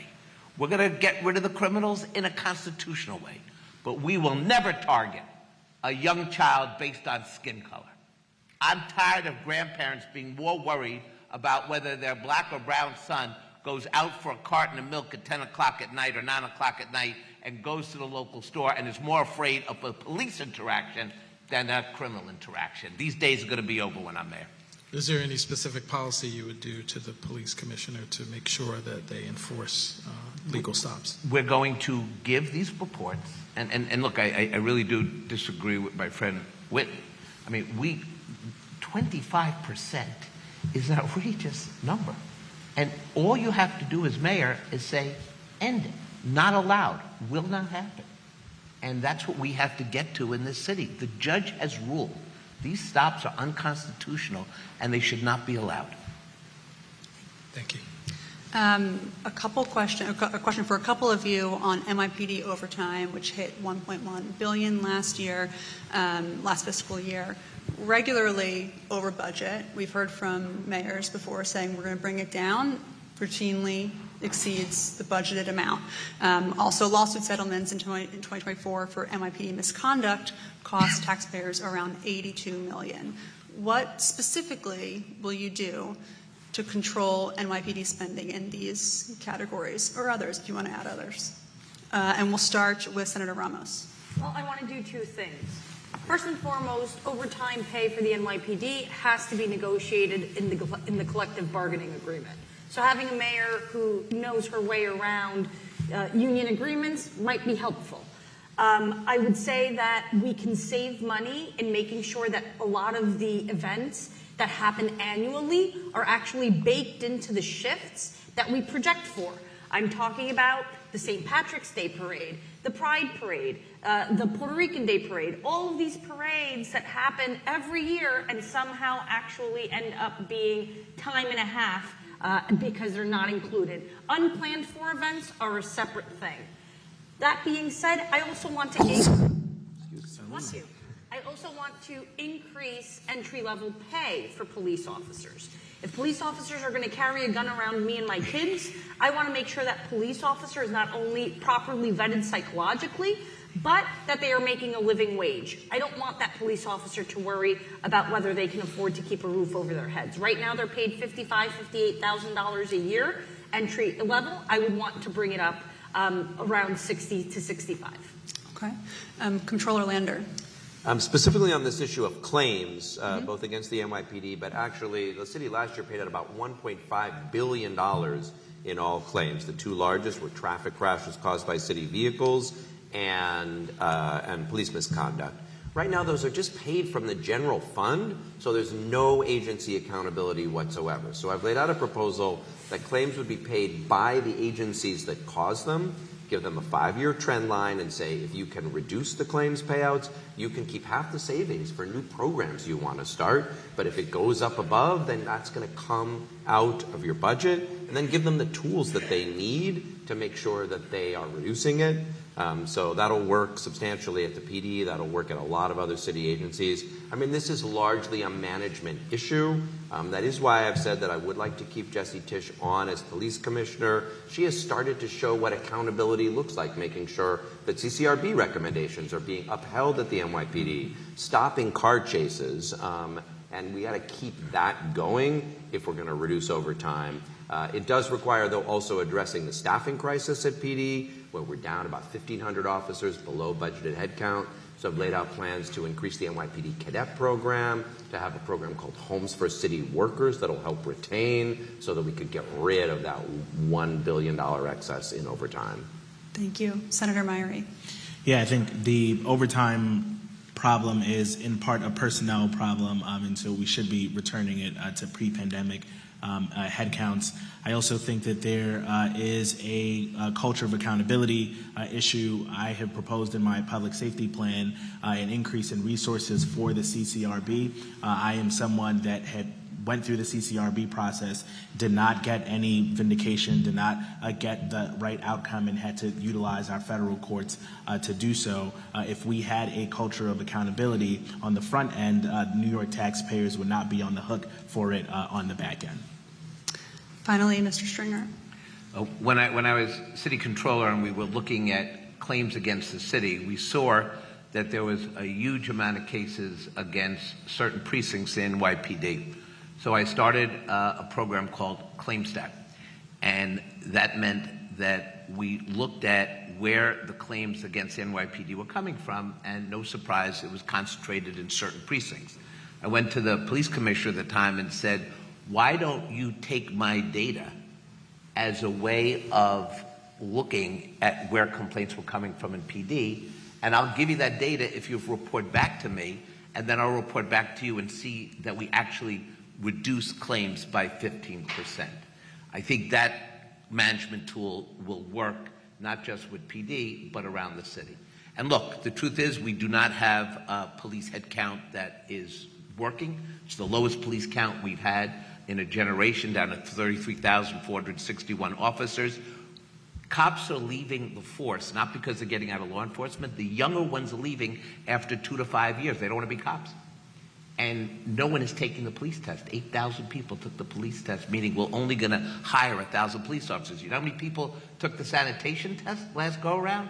60,000. So we have to recognize that policing is also how we're going to reduce overtime by $600 million. And we're going to take that $600 million and invest it in the mental health initiatives to prevent crime and to help the people who are struggling. This money should not be spent on overtime because we don't have enough officers covering parades and the like. Thank you. Thank you. We're going to do a quick lightning round. Comptroller Lander already kind of gave us his answer to this question, but I'm wondering, would you keep Jessica Tisch as police commissioner? If not, why not? Let's start with Michael Blake. I haven't decided yet, because if you're a good manager, you would wait till you get in and make a determination and not make a blanket yes or no this early out. Thank you. Mr. Murray? Yes. Ms. Ramos? I would not. I would want to make sure that we are creating a morale of a meritocracy out of the NYPD. So I would want someone who's, walked the streets and worn the badge. That being said, I would consider her for my administration in order to help lead the operations of many of the different city agencies. Mr. Stringer? I get asked this all the time, who are you going to hire? And it's usually, you could say, well, I'll hire this one for this vote or that vote. So I decided I'm not talking about who I'm going to hire. We're going to have a transition committee, but I will tell you that Jess is on my short list, but I think we need to talk to a lot of New Yorkers about rebuilding this government. Mr. Tilson? Yes. Look at the monthly crime stats since you took office, took the police commissioner position in November, and almost immediately, every month since then, crime has been plunging, and it's, I believe, attributable to her good management. Comptroller Lander, do you have anything to add quickly? If you want the evidence for what he just said, look on Michael Lasher's Substack, where he's kind of documented the Jesse Tisch effect. Look, what I'm proud of in the Comptroller's office is the people I have hired are first-rate, best budget people, best contracts people. That's what I will do as mayor, is hire first-rate deputy mayors and commissioners who are world-class professionals, who are not cronies, who didn't get there because they with some political favor. I mean, this administration, people are so fed up with the corruption. What we need is honest, effective leadership back at City Hall, and that's what I will bring. And I think that Jessica Tisch as commissioner is a model for the kind of agency leader I will be looking for. All right. I lied earlier when I said that was our final section. We have a short miscellaneous section, including a question from a student from John Jay, which we'll get to in a second. Very quick, rapid fire. Mayor Eric Adams' administration has moved to reopen an ICE office at Rikers Island. Temporary restraining order on that today, I believe. But a yes or no down the line if you would keep that office open, if it does open. Mr. Blake. Hell no. Yeah, no effing way. No. No way, Jose. No. There should be one, but not under this Trump administration. There should be an ICE office at Rikers. There should be, but I would not have one given this administration has proven its lawlessness. Do you want to say more about why you think there should be? Yes, because I think local authorities, in the case of people who are here illegally, who have joined gangs, who are committing crimes, our local authorities should have the option to turn them. In some cases, I do not think in some cases we need to wait for conviction. This is unconstitutional what's being said right now. No. Let me give you an example. It is unconstitutional what's being said right now. Last fall, one of Alvin Bragg's ADAs was coming home at 2 a.m, was sexually assaulted and terrorized by someone who was soon after arrested. Turns out he was a Venezuelan migrant gang member. It was his 7th arrest last year. Had there been an ICE office at Rikers, the police could have turned him over and let the federal government take care of this. When you say you shouldn't wait for conviction, that is a rebuttal of due process. I am saying if someone is arrested for a serious or violent crime in this city, we, the city, should have the ability to turn that person over to federal authorities to adjudicate that. What if it's a false accusation? What about if they get the wrong guy? He was arrested with her phone, and there's video camera of this particular guy. So all right, we're going to leave it there. Everybody deserves their day in court. We'll leave it there. We're going to ask a quick 30-second question about the city's sanctuary city policies. Do you think the policies as they exist today are sufficient? Do they need to be pared back or expanded? If pared back or expanded, please explain why. This question is for everyone, so please 30 seconds each. We'll start with Mr. Lander. I support the policies as they exist today. ICE out of our schools, of our hospitals. Only if someone has been convicted of a serious or violent offense should there be that cooperation. Unfortunately, they're not well being implemented right now because we've got a mayor who works for Donald Trump and not for New Yorkers. And so he has not instructed the vendors and the staff who work at, who are the receptionists for our schools and public hospitals and precincts, all the places people need to feel comfortable. I mean, folks, we got families who are afraid to send their kids to school, survivors of domestic violence, afraid to come forward and report. This is the greatest immigrant city the world has ever known, but we got to live up to that statue in the harbor. So keep the laws the way they are and have a mayor who will actually implement them. Thank you, Mr. Stringer. Yeah, look, I'm going to continue as mayor to support our sanctuary city laws. You would think that we would not have to expand them because they have been put to good use over time. But in this administration, we're going to have to use, as Zelnis talks about, using every legal tool we possibly can to protect our innocent people, and they are innocent people. Obviously, the people who are the gangbangers and the gang members, I mean, I would hand them over, but I would not hand over innocent people. I would hand over people after conviction. Before their due process rights were? Of course.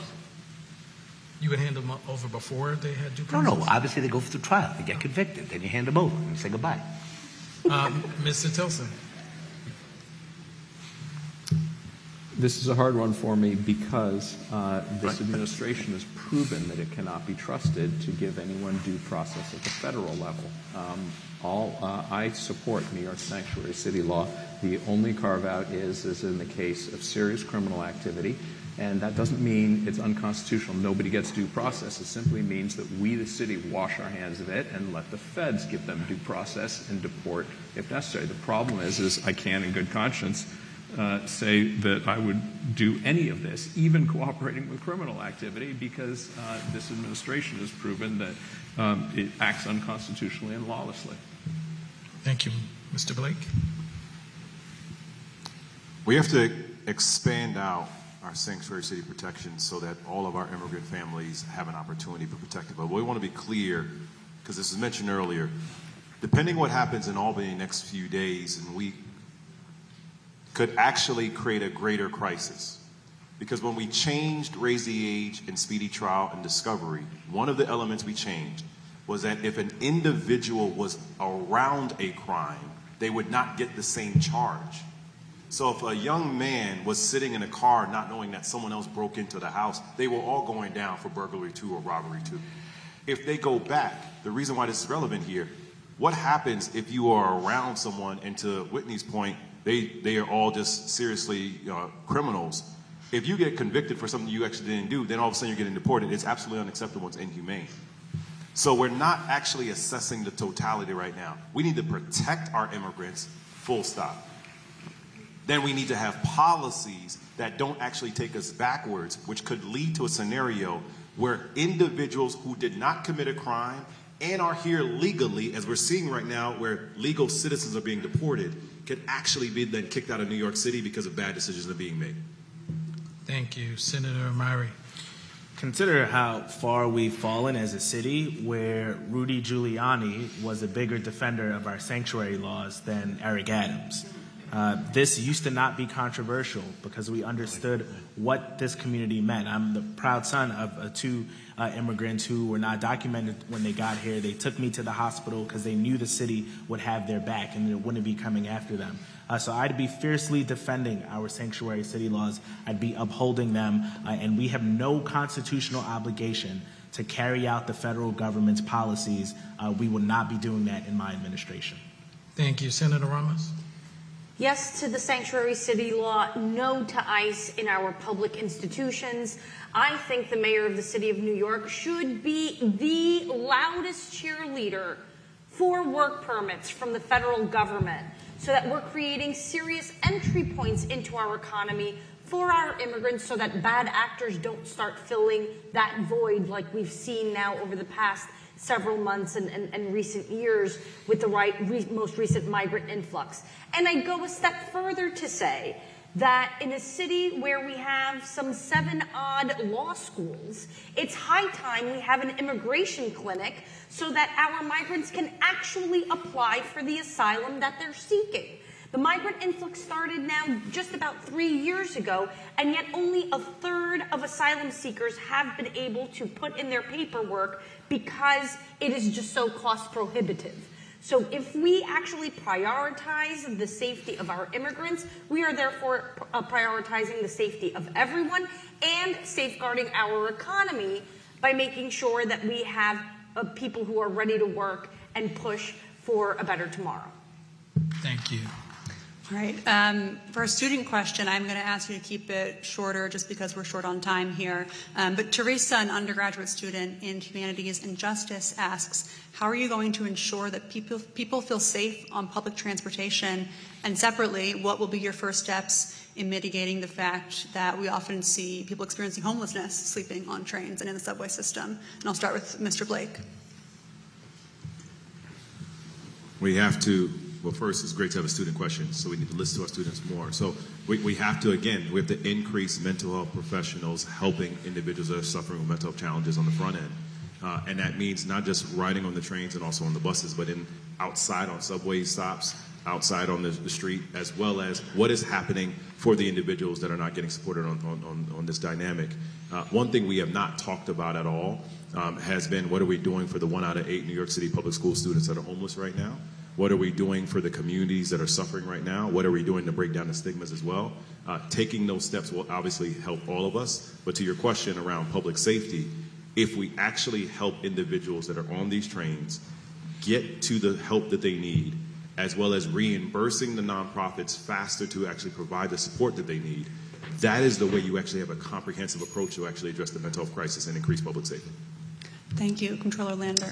As I mentioned earlier, the #1 commitment I'm making in this mayoral campaign is to end street homelessness for people with serious mental illness. We don't have to be a city where a couple thousand of our mentally ill neighbors sleep on subway platforms and the stoops of our buildings. So I've laid out already on day one, 75-page plan that looks at the continuum of care, what we're measuring at City Hall, that housing first model that gets people off the subways and the streets, into supportive housing. We've got the units tonight. It'll cost about $100 million in year one, $30 million a year after that. But hospital and jail are so damn expensive. We will save money once we implement the program.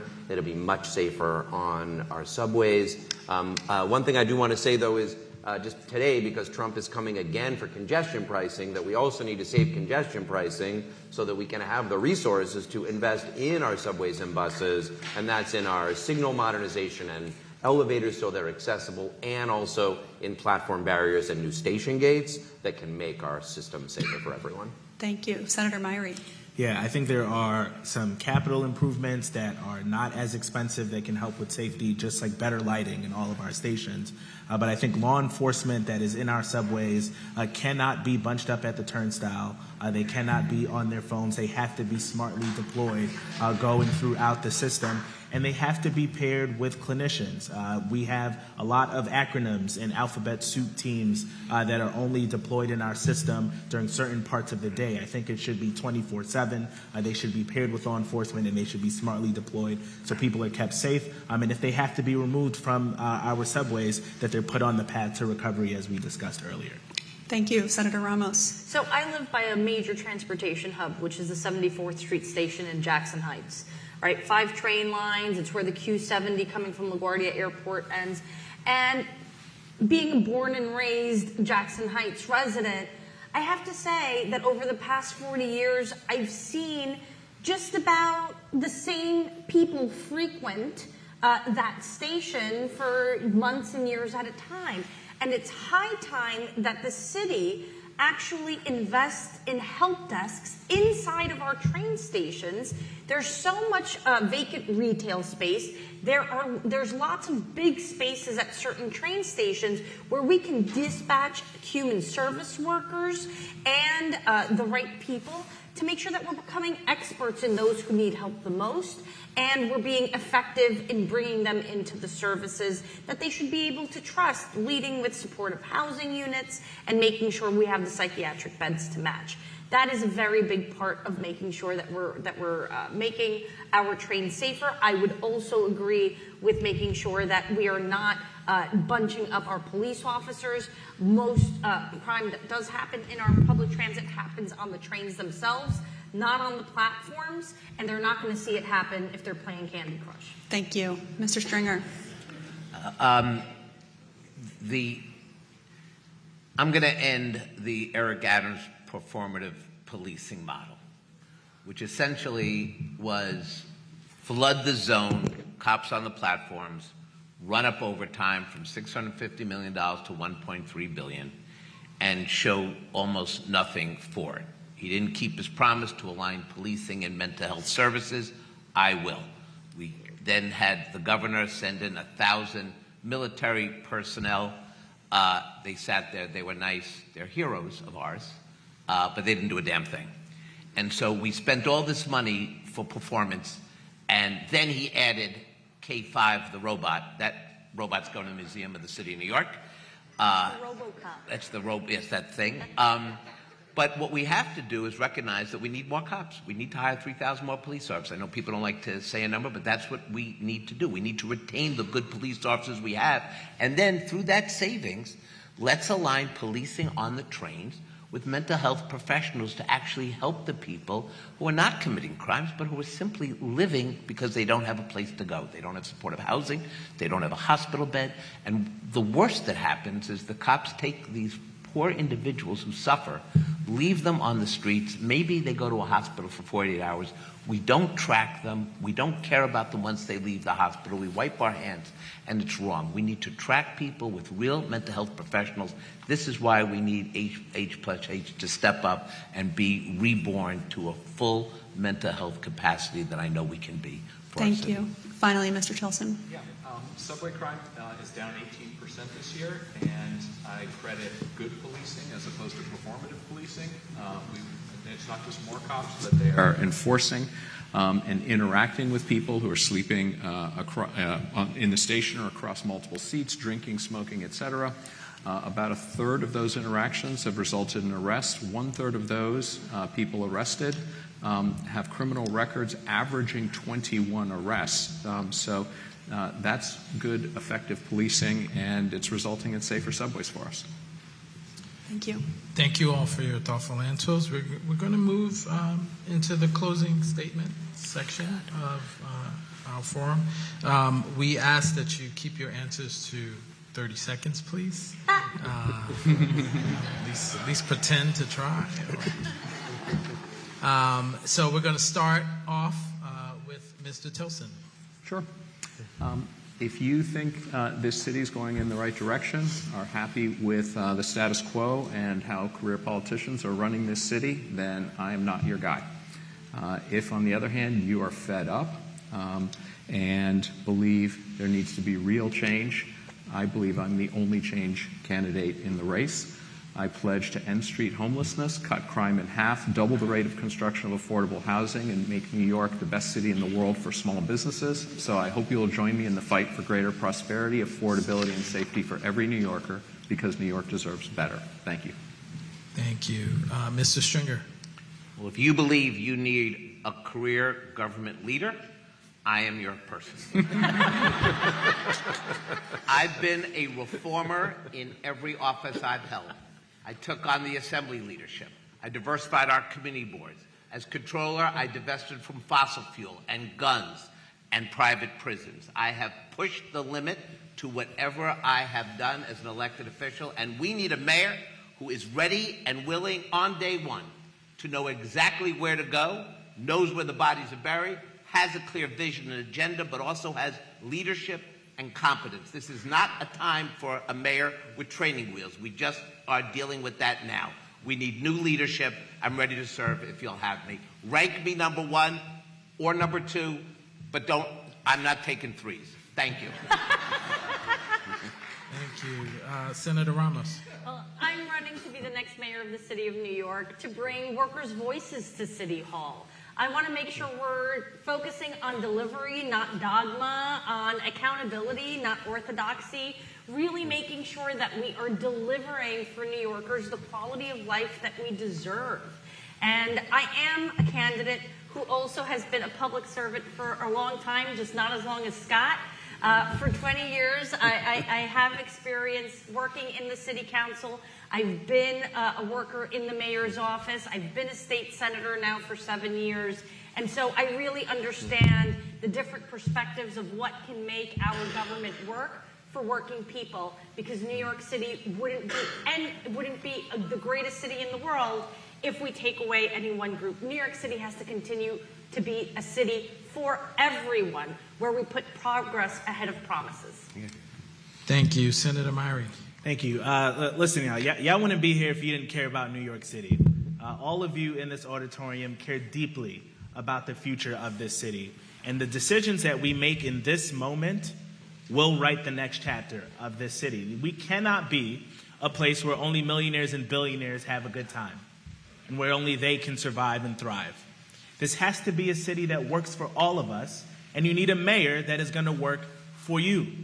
We used to be the capital of opportunity, where you could come here and be whatever it is you want, no matter where you came from, no matter what language you spoke, no matter who you loved. That opportunity is lost for so many New Yorkers.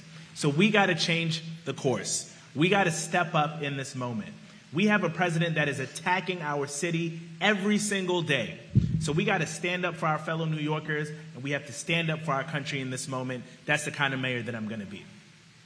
Thank you, Senator Comptroller Lander. Thank you, John Jay. Thank you, CSS. Thank you to our moderators. Thanks to all of you for coming. It's so important to have this dialogue. I'm running for mayor to bring honest, effective leadership back to City Hall, to stand up to Donald Trump on behalf of New York City values, and to govern the city more effectively so we can live up to our values. We all talked tonight about a more affordable, a healthier, a safer city. It's only going to be that way if it's a better run city, and that's what I've learned how to do as city controller. My audits and public sector management have saved the city over $2.5 billion. We've canceled a whole bunch of crony contracts from this administration, and held him accountable time and time again. And I put out a set of ideas for how we make government work better through technology, how we get a world-class city workforce, how we reform our procurement system. That stuff is boring, it's in the weeds, but that is how you deliver that safer, more affordable, more livable, and better run city that every single New Yorker deserves. And that city that doesn't have mentally ill homeless folks on the street, where the housing's more affordable and government is working, is a city that can stand up to Donald Trump on behalf of New York City values and show what genuinely effective, inclusive, multiracial democracy looks like right here in New York City. Thank you. And last but not least, Mr. Blake. As a husband, as a father, as a son of the Bronx, as a child of God, I'm running for mayor because we deserve better. We deserve a new generation of leadership that is actually focused on giving us a plan that we can be inspired about, explain how we achieve that plan, and how do we pay for that plan. I am running because we have to have higher wages to be able to address the affordability crisis, while also actually having truly affordable housing, because who is it actually affordable to right now? We need to have a local median income. We need to end credit scores used for rent and homeownership applications. We need to reimagine education so that you can go to school, graduate from school, and have a chance to be able to live out your dreams. If you are like me and you understand that we deserve better and we need change, I am asking that you rank Michael Blake as your first choice for mayor. We come at this moment where we have to ask ourselves, is there someone on this stage who has been a part of a team that has defeated Donald Trump? I have done that when I was vice chair of the DNC. Is there someone on this stage who has level experience at all three levels? I have done that for you as well. If you are ready to actually address what's happening around affordability, childcare, and believe again in what's possible in our city and saying tomorrow begins today, my name is Michael Blake, and I ask for your vote to be the next mayor of New York City.